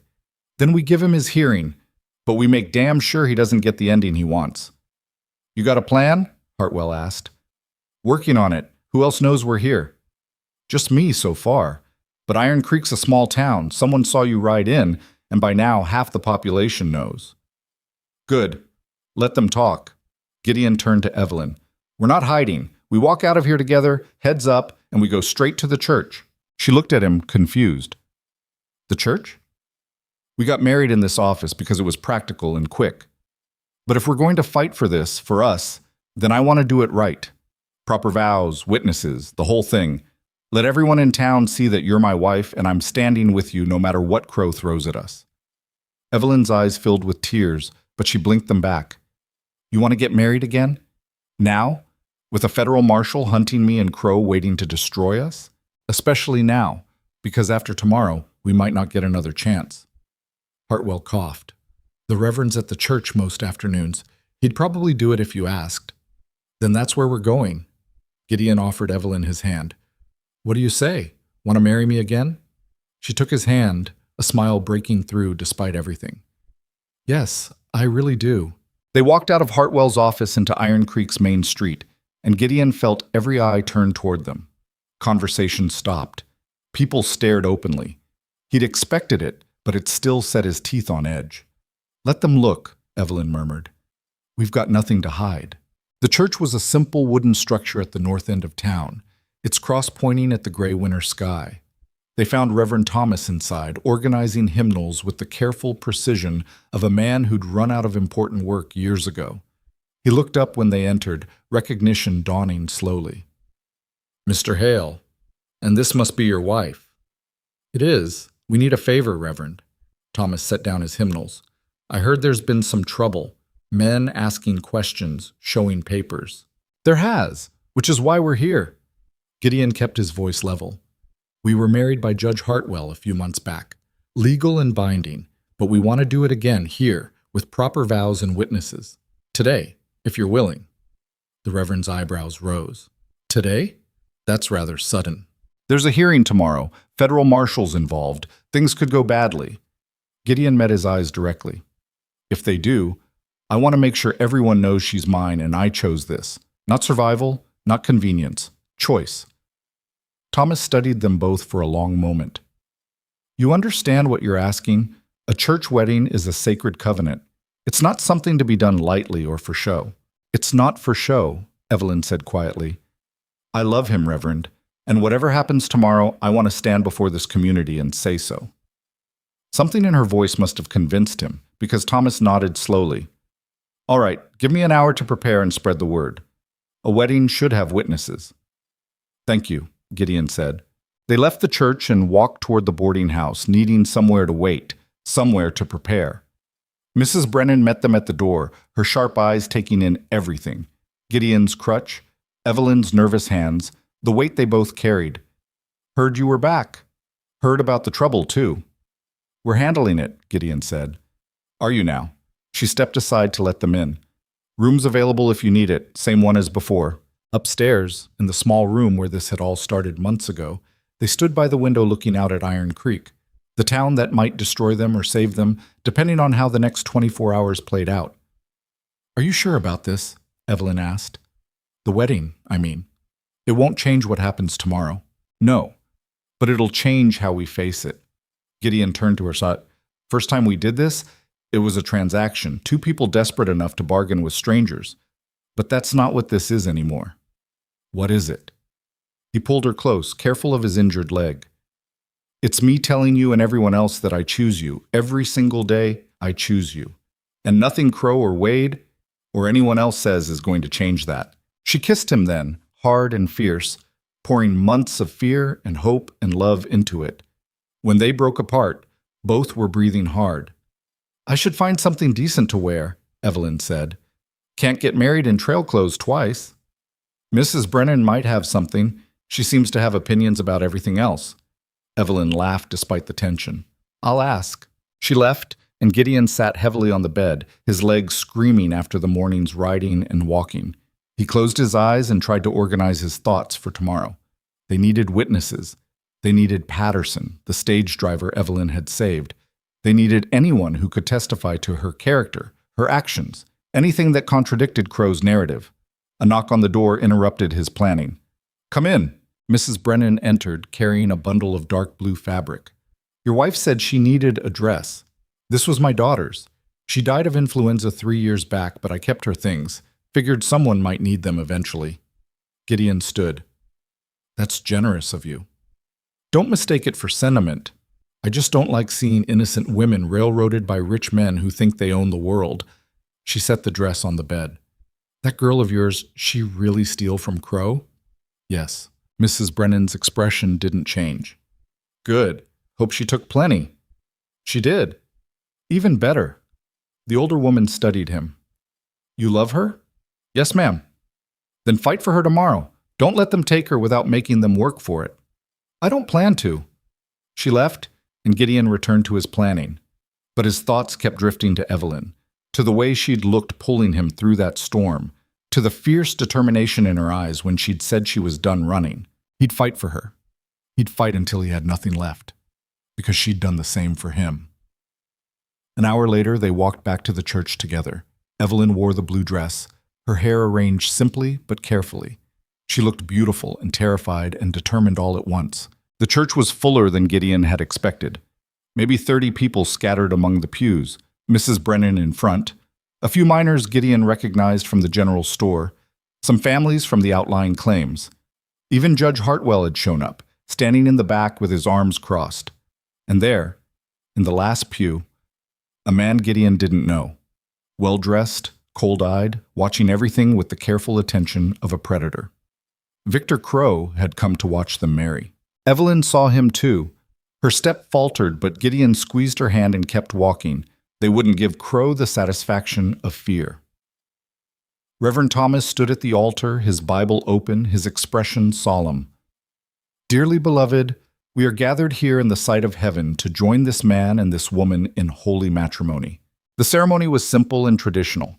Thomas spoke about commitment and sacrifice, about choosing to stand together against whatever the world brought. His words felt aimed directly at their situation, and maybe they were. When it came time for the vows, Gideon turned to face Evelyn fully, taking both her hands in his. I, Gideon Hale, take you, Evelyn Mercer, to be my lawfully wedded wife. I promise to stand with you through whatever comes, to protect you when I can and support you when I can't. I promise to choose you, every day, for as long as we both live. His voice carried through the small church, steady and clear. Let Crow hear it. Let everyone hear it. Evelyn's voice shook at first, but grew stronger. I, Evelyn Mercer, take you, Gideon Hale, to be my lawfully wedded husband. I promise to stand with you through storm and danger, to fight beside you when needed and heal you when I can. I promise to choose you every day, no matter what the world says or does. Thomas smiled. By the power vested in me, I now pronounce you husband and wife. Again, may the blessing of the Almighty be upon you both. Gideon kissed her, and the church erupted in scattered applause. Not everyone. Some just watched silently, but enough to matter. As they walked back down the aisle, Gideon looked directly at Crow. The man's face was a mask of controlled fury, his hands clenched on the pew in front of him. Good. Let him be angry. Let him see that money couldn't buy everything. Outside, people offered quiet congratulations. Mrs. Brennan hugged Evelyn fiercely. Judge Hartwell shook Gideon's hand and murmured, "That took guts. Hope it helps tomorrow." They were heading back to the boarding house when a voice stopped them. "Mrs. Hale, a moment, please." Victor Crow stood on the church steps, perfectly composed now, his earlier anger buried beneath practiced civility. He was younger than Gideon had expected, maybe 45, and handsome in the way that money and privilege often produced, but his eyes were flat and cold. "Mr. Crow," Evelyn said, her voice surprisingly steady, "I have nothing to say to you. That's unfortunate, because I have a great deal to say to you." He descended the steps slowly, deliberately. "You've caused me considerable trouble, Evelyn. Considerable expense. I've had to travel to this wretched frontier, spend weeks tracking you down, all because you couldn't accept your place." "My place?" Evelyn's voice went sharp. "You mean as your property?" "I mean as someone who understood the natural order of things. I gave you employment, security, a position in my household, and you repaid me with theft and violence. You tried to force yourself on me. I defended myself. That's not how the law will see it." Crow's smile was ice. "The law will see forged documents, signed confessions from witnesses, evidence of your criminal nature. The law will see a young woman of questionable character who seduced a desperate mountain man and is now trying to hide behind a sham marriage." Gideon stepped forward, putting himself between Crow and Evelyn. "The marriage is legal, witnessed and registered. Yes, I saw. Very touching ceremony, quite the performance." Crow's eyes flicked to Gideon dismissively. "Tell me, Mr. Hale, what did she promise you? Money, companionship, or did she simply take advantage of your isolation?" "She promised me honesty, which is more than you've given anyone." "Honesty?" Crow laughed. "Is it honest to steal $600? To assault an employer? To flee across state lines to avoid justice?" "It's honest to protect yourself from a predator." Crow's expression hardened. "Careful, Mr. Hale. You're already in enough trouble. One of my men is recovering from a gunshot wound he received on your property. Self-defense has limits. So does trespassing." They stared at each other, the tension thick enough to cut. Finally, Crow stepped back. "Enjoy your evening, Mr. and Mrs. Hale. Tomorrow, the law will settle this matter properly. And when it does, Evelyn, you'll learn what happens to people who defy me." He walked away, leaving them standing in the cold street. "He's going to destroy us," Evelyn whispered. "He's going to try." Gideon took her hand. "Come on, we've got work to do." They spent the evening gathering what defense they could. Gideon found Patterson, the stage driver, in a boarding house on the east side of town. The man's leg was still healing, but he agreed immediately to testify about the bridge collapse and Evelyn's rescue. "That woman saved my life," Patterson said firmly. "Pulled me from that wreckage when everyone else ran. Kept me warm and conscious through the worst night of my life. Whatever that fancy man says about her, I know what kind of person she really is." They found two miners who'd seen Evelyn helping at the general store, doing small kindnesses without being asked. Found a woman whose child Evelyn had helped when the boy had gotten lost near the claims. Small testimonies. Small moments of decency. Against Crow's money and documents and manufactured evidence, it didn't feel like enough. That night, lying together in the boarding house room, neither could sleep. "What if we lose tomorrow?" Evelyn asked quietly. "Then we figure out what comes next." "There might not be a next. Wade could arrest me right there in the hearing. Then I'll get you out. Gideon, you can barely walk. You can't—" "I'll find a way." He turned to face her in the darkness. "I didn't pull you back from that ravine just to lose you to Crow's lies. Whatever happens tomorrow, we face it together." She was crying silently, tears running down her face. "I'm so scared." "I know, me too." "What scares you?" "Losing you, failing to protect you, having to watch them take you away and not being able to stop it." His voice broke. "I've lost everyone I cared about. My brother. The men under my command. I can't lose you too." She kissed him desperately, and they held each other like drowning people clinging to driftwood.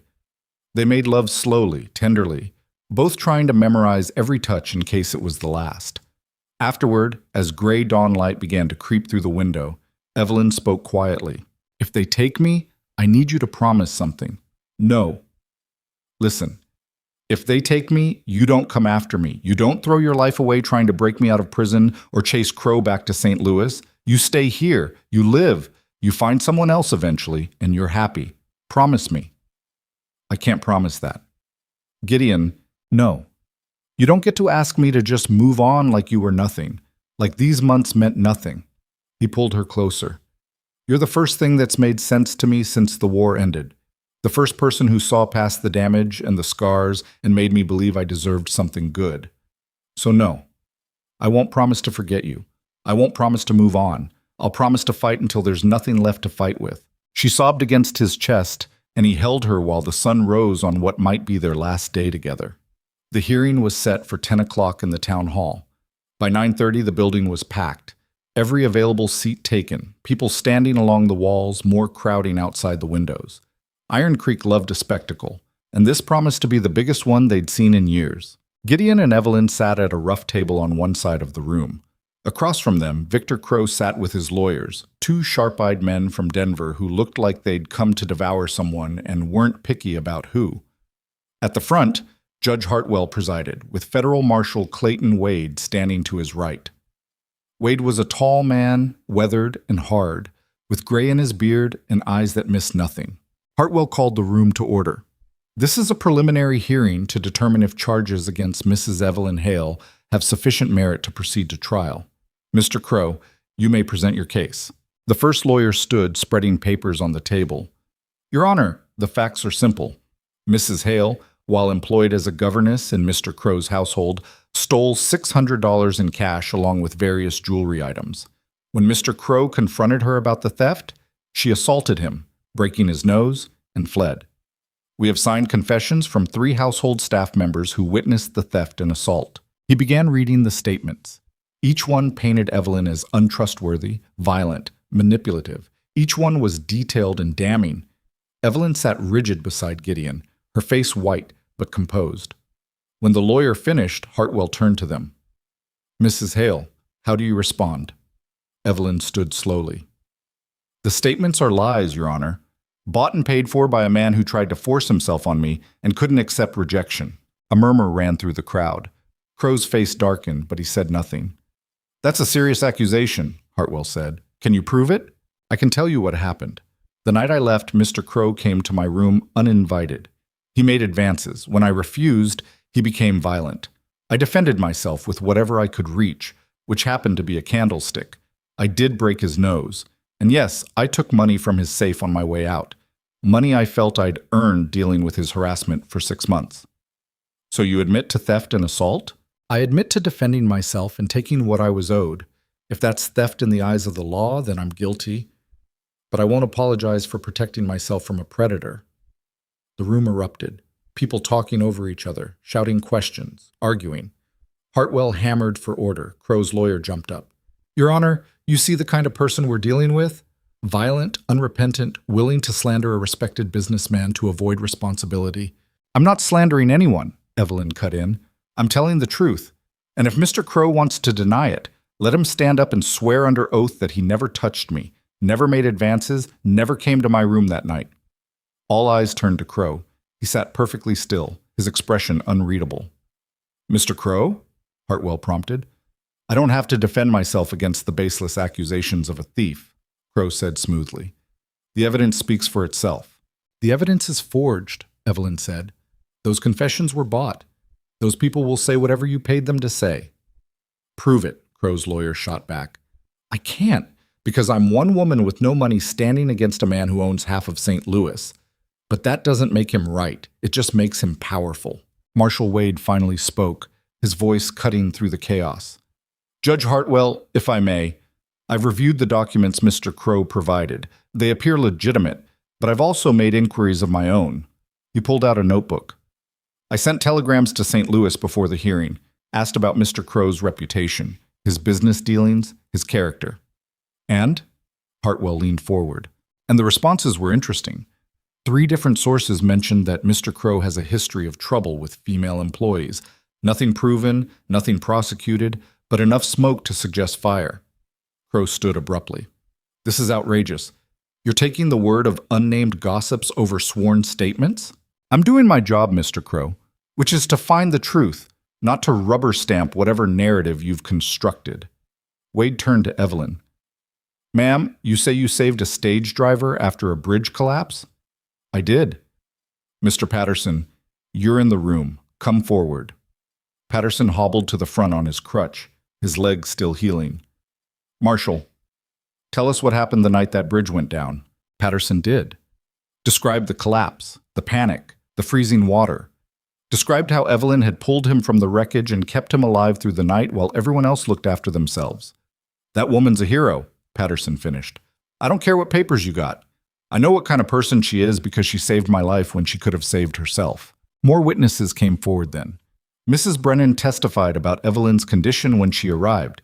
Exhausted, injured, frightened, but determined. The miners spoke about her kindness. The mother whose child had gotten lost spoke about Evelyn's gentle care. Small testimonies, but they added up. When it was Gideon's turn, he stood despite the pain in his leg. I'm not going to tell you she's perfect. She's not. She stole money and ran across state lines and married a stranger to disappear. He met Wade's eyes directly. But I'm also not going to tell you she's a criminal. She's a woman who defended herself from assault and then had to run because the man who attacked her had enough money to make himself the victim. I've spent months with her. I've seen her strength, her courage, her capacity for sacrifice. And I'll tell you right now, if you try to take her, you'll have to go through me. The room went silent. Then a voice from the back spoke up. Same here. Everyone turned. An old prospector stood, grizzled and tough. Don't know these folks well, but I know I don't like seeing rich men from back east come out here and throw their weight around. This is our territory. We handle our own justice. Agreed, someone else called. She stays here, another voice added. More people spoke up, one by one, until half the room was standing with them. Crow's face had gone red. This is a mockery. You can't just ignore the law because you don't like where I'm from. Nobody's ignoring the law, Wade said quietly. But the law requires evidence, Mr. Crow. And right now, all I see is your word against hers, with a whole town's worth of character witnesses on her side. You have my statements, my documents, which may or may not be legitimate. I'll need to investigate further before I can act on them. Wade turned to Hartwell. Judge, I'm recommending we postpone this matter pending additional inquiry. Crow erupted. This is outrageous. I'll have your badge. He lunged toward Evelyn, and Gideon moved without thinking, putting himself between them despite his injured leg. They collided, and Gideon's leg buckled, sending both men crashing to the floor. A gunshot exploded through the hall. People screamed. Chaos erupted. When Gideon looked up, Wade had his pistol drawn, smoke rising from the barrel. The bullet had gone into the ceiling, a warning shot. Everyone calm down, Wade's voice cut through the panic. Mr. Crow, you're done here. Get out before I arrest you for assault. Crow climbed to his feet, his carefully constructed civility shattered. This isn't over. I'll come back with proper federal authority. I'll have this whole town investigated. You'll leave. Now. Wade's hand rested on his pistol. For a long moment, Crow stared at Evelyn with pure hatred. Then he turned and stalked out, his lawyers scrambling after him. The room stayed silent until they heard horses departing. Then everyone seemed to breathe at once. Hartwell banged his gavel. This hearing is postponed indefinitely pending Marshal Wade's investigation. Mrs. Hale, you're free to go, but stay in the territory until this is resolved. Yes, Your Honor, Evelyn managed. People crowded around them, offering congratulations, support, questions. Gideon barely heard any of it. His leg was screaming, and his head was spinning, and Evelyn was shaking beside him. Come on, he murmured. Let's get out of here. They made it outside before Evelyn's legs gave out. Gideon caught her, and they clung to each other in the cold street while Iron Creek buzzed around them. Is it over? She whispered. Is he really gone? For now, but Wade was right. He'll be back. With more lawyers, more documents, more pressure. So we're still not safe. No, but we bought time. And we showed this whole town that we're not going to be pushed around quietly. She laughed weakly. You tackled him. You can barely walk, and you tackled him. He was going for you. Wasn't thinking past that. My hero. She kissed him softly. My ridiculous, stubborn hero. They walked slowly back to the boarding house, Gideon leaning heavily on both his crutch and Evelyn. In their room, they collapsed onto the bed, exhausted beyond words. What do we do now? Evelyn asked. We go home, back to the cabin. We wait for Wade's investigation, and we hope it goes our way. And if it doesn't? Gideon pulled her close. Then we figure out what comes next, together, like we always do. She settled against his chest, and for the first time in days, he felt her relax. The immediate crisis had passed. They'd survived another day. It wasn't victory, not yet, but it was enough. Outside, Iron Creek returned to its normal rhythm, and somewhere out there, Victor Crow was planning his next move. But for now, in this moment, Gideon and Evelyn had each other and the promise of tomorrow. That was worth fighting for. They stayed in Iron Creek for 3 more days, waiting for Marshal Wade's investigation to progress, waiting for some sign that their lives could move forward. The town treated them differently now, not quite as heroes, but not as pariahs either. People nodded when they passed on the street. The general store owner extended them credit without being asked, small gestures that meant more than grand speeches. On the 4th morning, Wade knocked on their boarding house door carrying a telegram and an expression that gave nothing away. News from St. Louis, he said without preamble. You'll want to sit down. They sat. Gideon's leg had healed enough that he could manage without the crutch most days, but he still moved carefully. Evelyn's hand found his automatically. Wade pulled out a chair. I sent inquiries to everyone I could think of. Police contacts, other marshals, court clerks. Asked about Victor Crow, his business practices, his reputation. The responses were enlightening. And? Gideon prompted when Wade paused. And it turns out Mr. Crow has left quite a trail behind him. 3 former governesses with similar stories to yours, Mrs. Hale. One filed charges that mysteriously disappeared. Another left town suddenly, and no one knows where she went. The 3rd is still in St. Louis, working in a factory, and too afraid to speak publicly. Evelyn's grip on Gideon's hand tightened. So I wasn't the first. No, ma'am. You were just the first one who fought back hard enough to leave evidence. That broken nose? Crow had to explain it to his doctors, his business partners, his wife. Created questions he couldn't fully control. His wife, Evelyn repeated quietly. He has a wife. He does. And based on what I'm hearing, she's not entirely ignorant of his behavior, just trapped by social position and lack of options. Wade leaned forward. Here's what matters legally. The documents Crow presented, the confessions, the theft reports. I had a handwriting expert examine them. At least 2 are forgeries. The signatures don't match the supposed witnesses. Whoever Crow paid to create his evidence wasn't quite good enough. Relief flooded through Gideon so intensely he felt dizzy. So the charges don't hold. The charges are garbage, but there's a complication. Wade's expression hardened. Crow's not just wealthy. He's connected. Has friends in the territorial government, judges on his payroll, politicians who owe him favors. Even with the evidence falling apart, he could still make trouble. Could tie this up in courts for years. Make your lives hell through legal fees and depositions and harassment. So we're not free, Evelyn said. Not yet, but I have a proposal. Wade pulled out another document. I've written up a full report of my findings. Evidence of forgery, testimony about Crow's pattern of behavior, everything. I'm recommending all charges be dropped and that Crow be investigated for attempted fraud and abuse of federal process. He'll fight that, Gideon said. Oh, he'll fight it hard. But here's the thing. Crow's power comes from his reputation. He's built an empire on being seen as respectable, trustworthy, above reproach. If this report becomes public, if people in St. Louis start asking questions about those other governesses, about his business practices, about why he spent months hunting down one woman who embarrassed him, that reputation crumbles. Understanding dawned on Evelyn's face. You're giving us leverage. I'm giving you the truth, documented and official. What you do with it is up to you. Wade stood.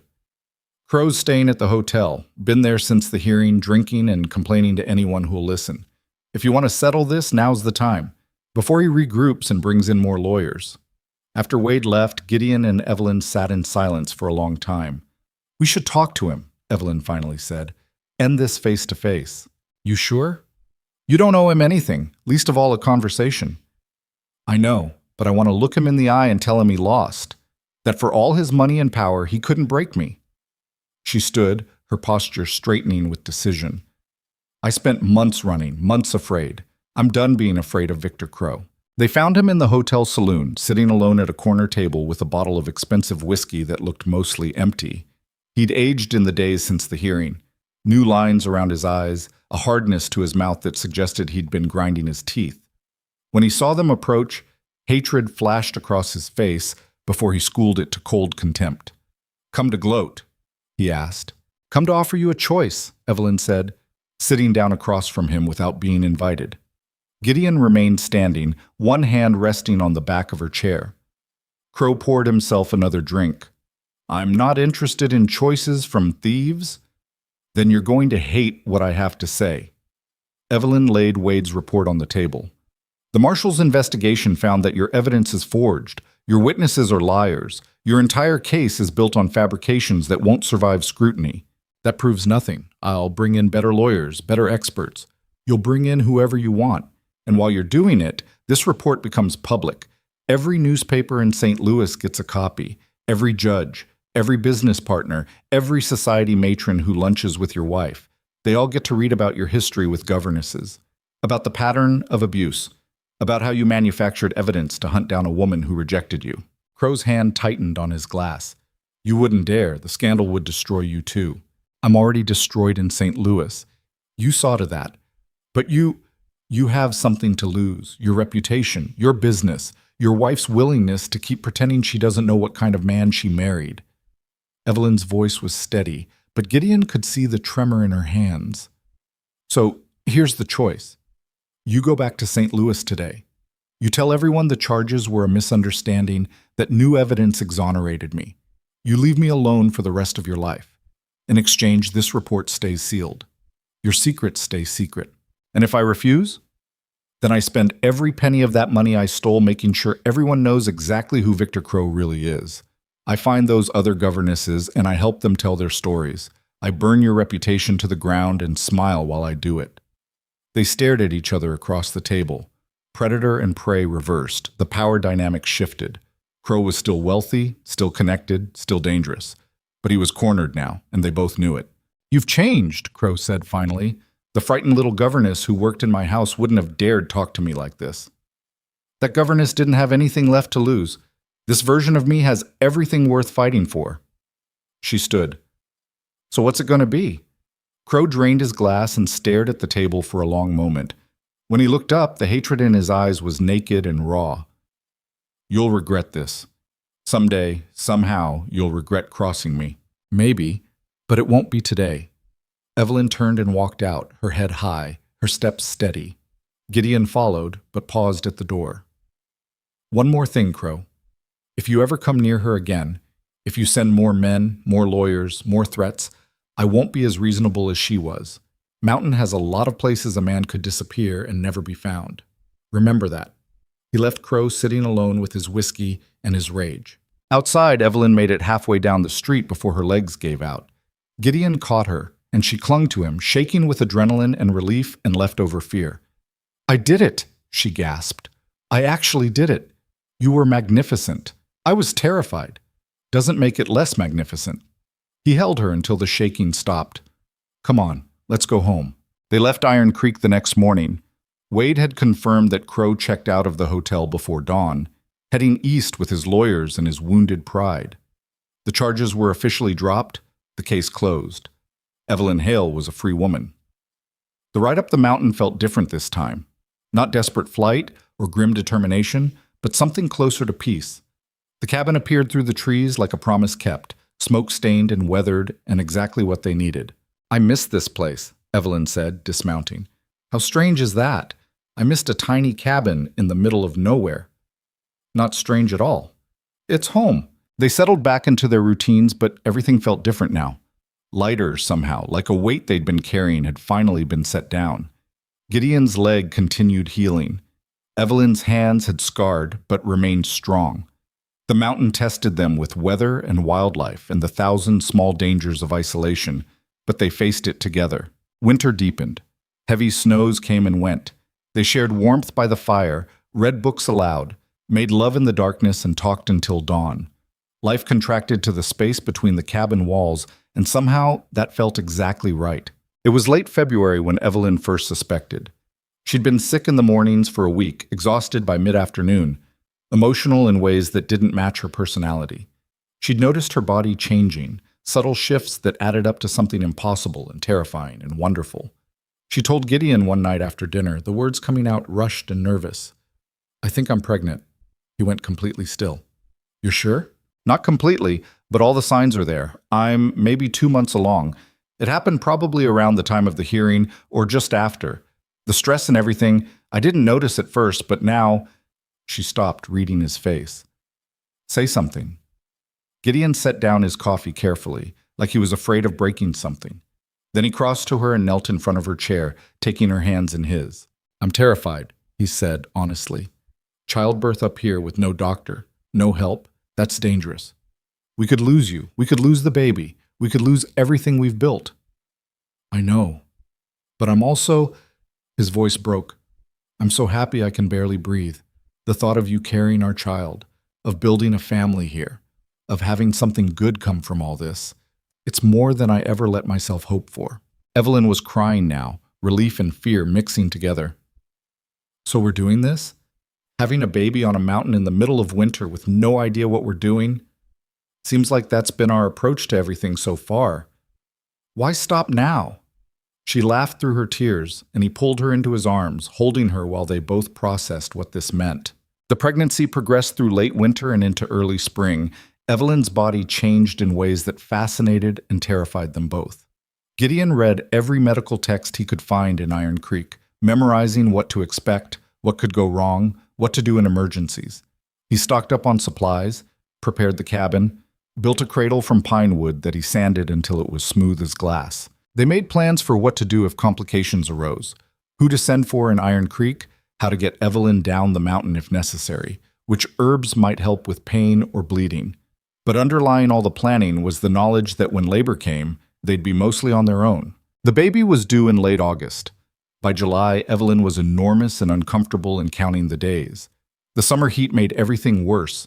She couldn't sleep, couldn't find a comfortable position, couldn't do half the work she was used to. I'm useless, she complained one evening, watching Gideon haul water alone. You're growing a human being. That's not useless. I can't even reach my own feet to put on boots, so I'll put them on for you. He knelt and helped her with her boots, then with standing, then with walking to the chair. You did this for me when my leg was broken, remember? Hauled me 3 miles through a blizzard. I can handle helping you with your boots. That was different. How? I don't know. It just was. But she was smiling. The first contraction hit on a morning in late August, just as the sun broke over the peaks. Evelyn woke gasping, her hand going to her swollen belly. Gideon, it's time. He'd been preparing for this moment for months, but all his planning evaporated the instant he saw the fear in her eyes. For a heartbeat, he froze. Seeing the war again, seeing all the ways this could go wrong, seeing another person he loved slipping away while he stood helpless. Then Evelyn grabbed his hand. Hey, look at me. We can do this. Together, remember? He took a breath, pushing down the panic. Together. Right, okay. He helped her to the bed, gathered the supplies they'd prepared. How close are the contractions? That was the first. Could be hours still. It was. Hour after hour of waiting, of Evelyn pacing when she could and lying down when the pain got too intense. Gideon stayed with her, offering water, rubbing her back, counting contractions. Outside, the day progressed, morning to afternoon to evening, while inside the cabin they fought their own private battle. As night fell, the contractions intensified. Evelyn was exhausted, drenched in sweat, her face pale with pain and effort. Gideon had delivered foals and calves before, knew the basics of birth. But this was different. This was Evelyn. This was everything. I can't, she gasped during a particularly bad contraction. I can't do this anymore. You can. You're the strongest person I know. You're lying. I'm really not. He pressed a cool cloth to her forehead. You dragged me through a blizzard. You faced down Crow in front of the whole town. You can do this. What if something goes wrong? What if... Then we handle it. Whatever comes, we handle it. But right now, you need to push. Can you do that? She could. For another hour, she pushed while Gideon coached and supported and prayed to anything that might be listening that they'd both come through this alive. Then just after midnight, a baby's cry split the air. Gideon caught the tiny, slippery, impossibly fragile human and stared at it in wonder. A boy. Small but healthy-looking, furious at being born, screaming his rage at the world. Is he... Evelyn's voice was weak but urgent. He's perfect. He's absolutely perfect. Gideon cleaned the baby carefully, wrapped him in the soft blanket they'd prepared, and placed him in Evelyn's arms. She looked down at their son, and something in her face transformed. All the fear and pain melted into pure love. Hello, little one. We've been waiting for you. The baby quieted at her voice, his tiny fist curling around her finger. Gideon sat beside them on the bed, his arm around Evelyn, his other hand resting gently on his son's back. They stayed like that for a long time, the three of them, while the mountains stood silent outside and a new life began inside the cabin. We should name him, Evelyn said eventually. Do you have any ideas? Gideon had been thinking about this for months. James, if that's all right with you, for my brother. Evelyn looked up at him, understanding in her eyes. James Hale. I love it. Yeah? Yeah. She kissed him softly. Your brother would be proud. Of you, of this, of all of it. Maybe he would have been. Gideon liked to think so. Liked to think that somewhere James was laughing at the absurdity of his scarred, damaged older brother becoming a father. The first weeks were brutal.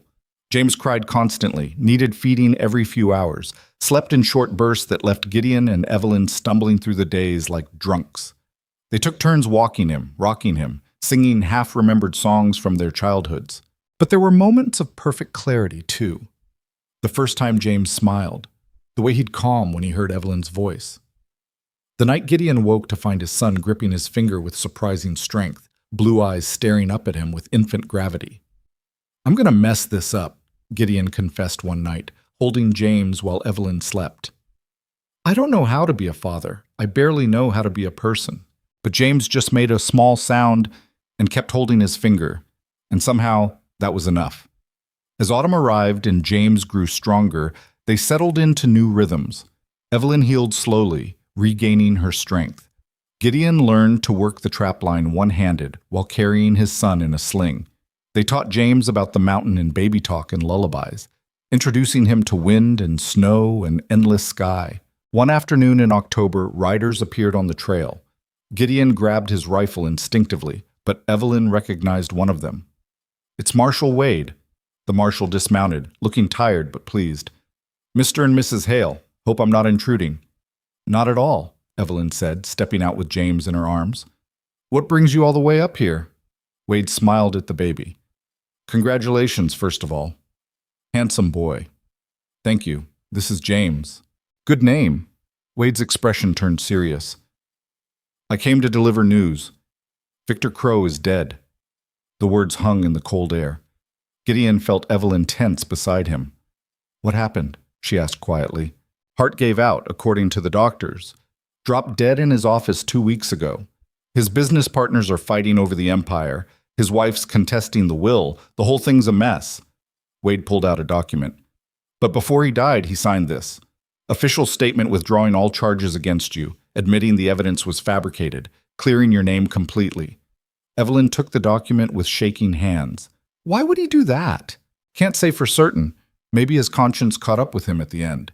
Maybe his wife forced him to make things right. Maybe he just wanted to tie up loose ends before he died. Wade shrugged. Does it matter? You're free.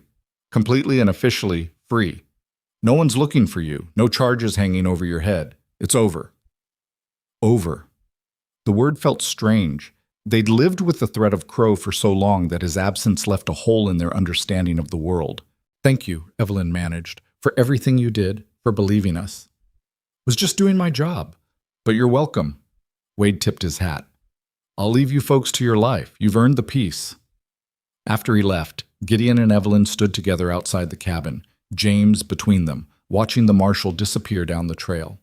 It's really over, Evelyn said. It is. I thought I'd feel different, relieved maybe, or happy, but mostly I just feel tired. Tired, she agreed. Tired and ready to stop fighting. Then we stop. We just live.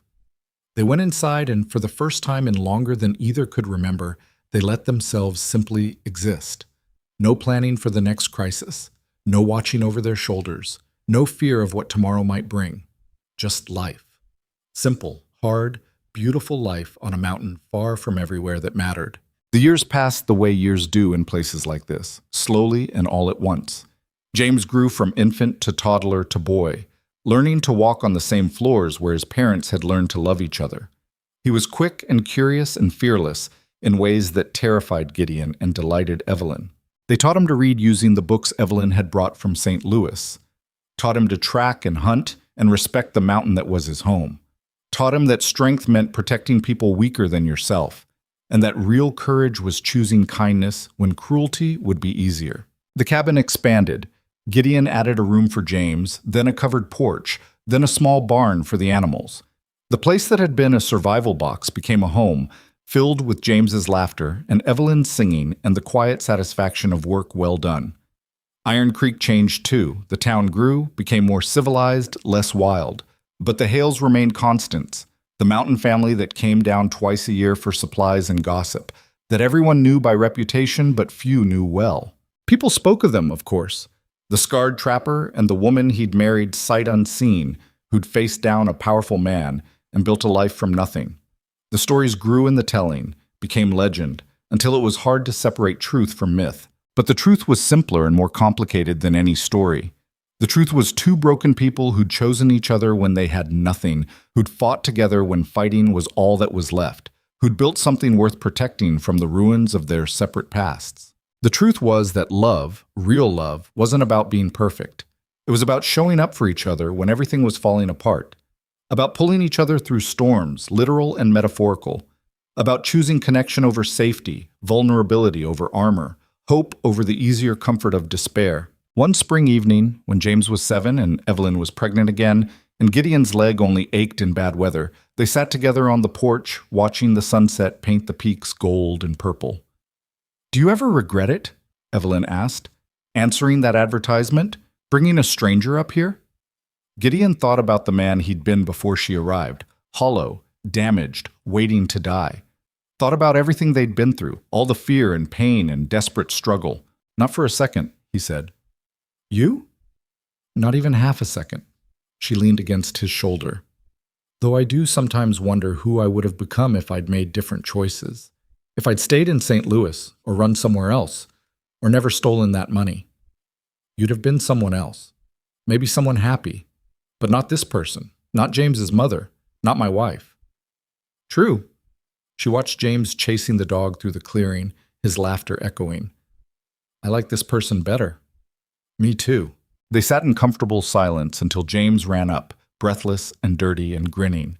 Papa, tell me the story again about how you and Mama met. You've heard it 100 times. I want to hear it again. So Gideon told it, about the advertisement and the letter and the frightened woman who'd stepped off a stage with shredded hands and courage that wouldn't quit. about storms and bears and men with guns, about learning to trust when trust seemed impossible, about love that grew in the spaces between survival and surrender. He told it the way he always did, honestly, without embellishment, acknowledging the fear and the mistakes alongside the moments of grace, because that's what the story deserved. Not a fairy tale with easy answers, but the truth of two people who'd fought their way to something worth keeping. James listened raptly, even though he knew every word. When Gideon finished, the boy asked the question he always asked. "And you lived happily ever after?" Gideon and Evelyn exchanged a look. They'd discussed this, what to tell their son about happy endings in reality. "We lived," Gideon said carefully.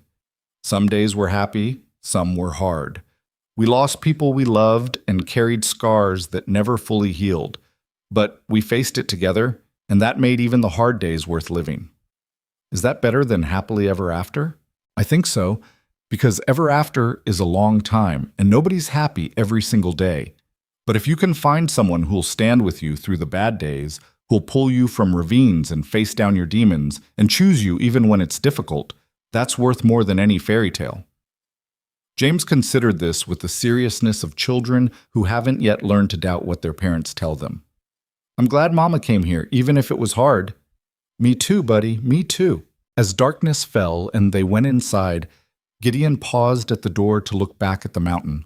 The same peaks that had nearly killed him, that had given him shelter, that had witnessed every moment of their unlikely story. The mountain didn't care about their struggles or victories. It just existed, vast and indifferent and eternal. But that was okay, because within its shadow, Gideon Hale had learned something that war and grief had tried to destroy.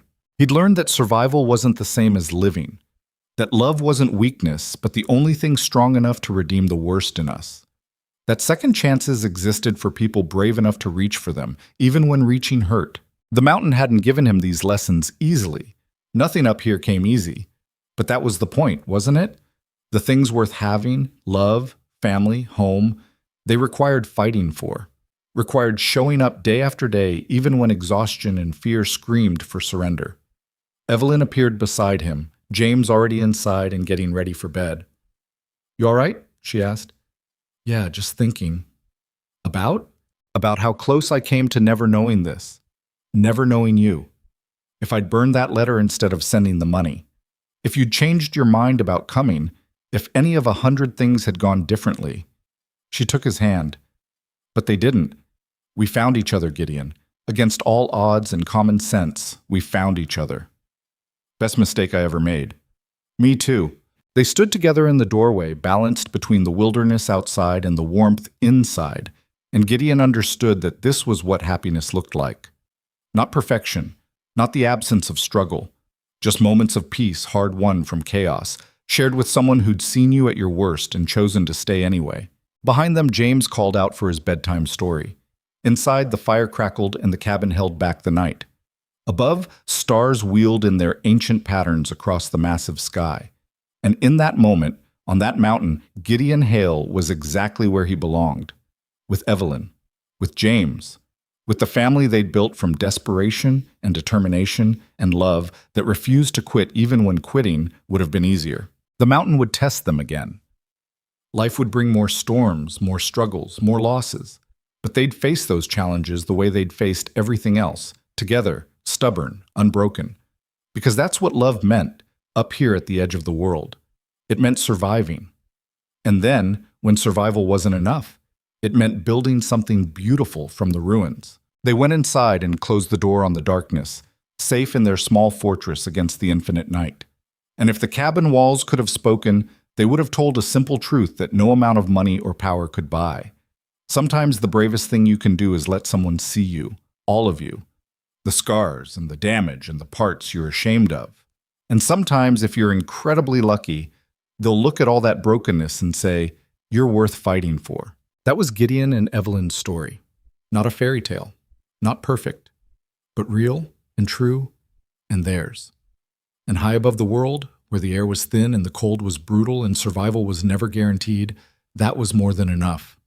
It was everything.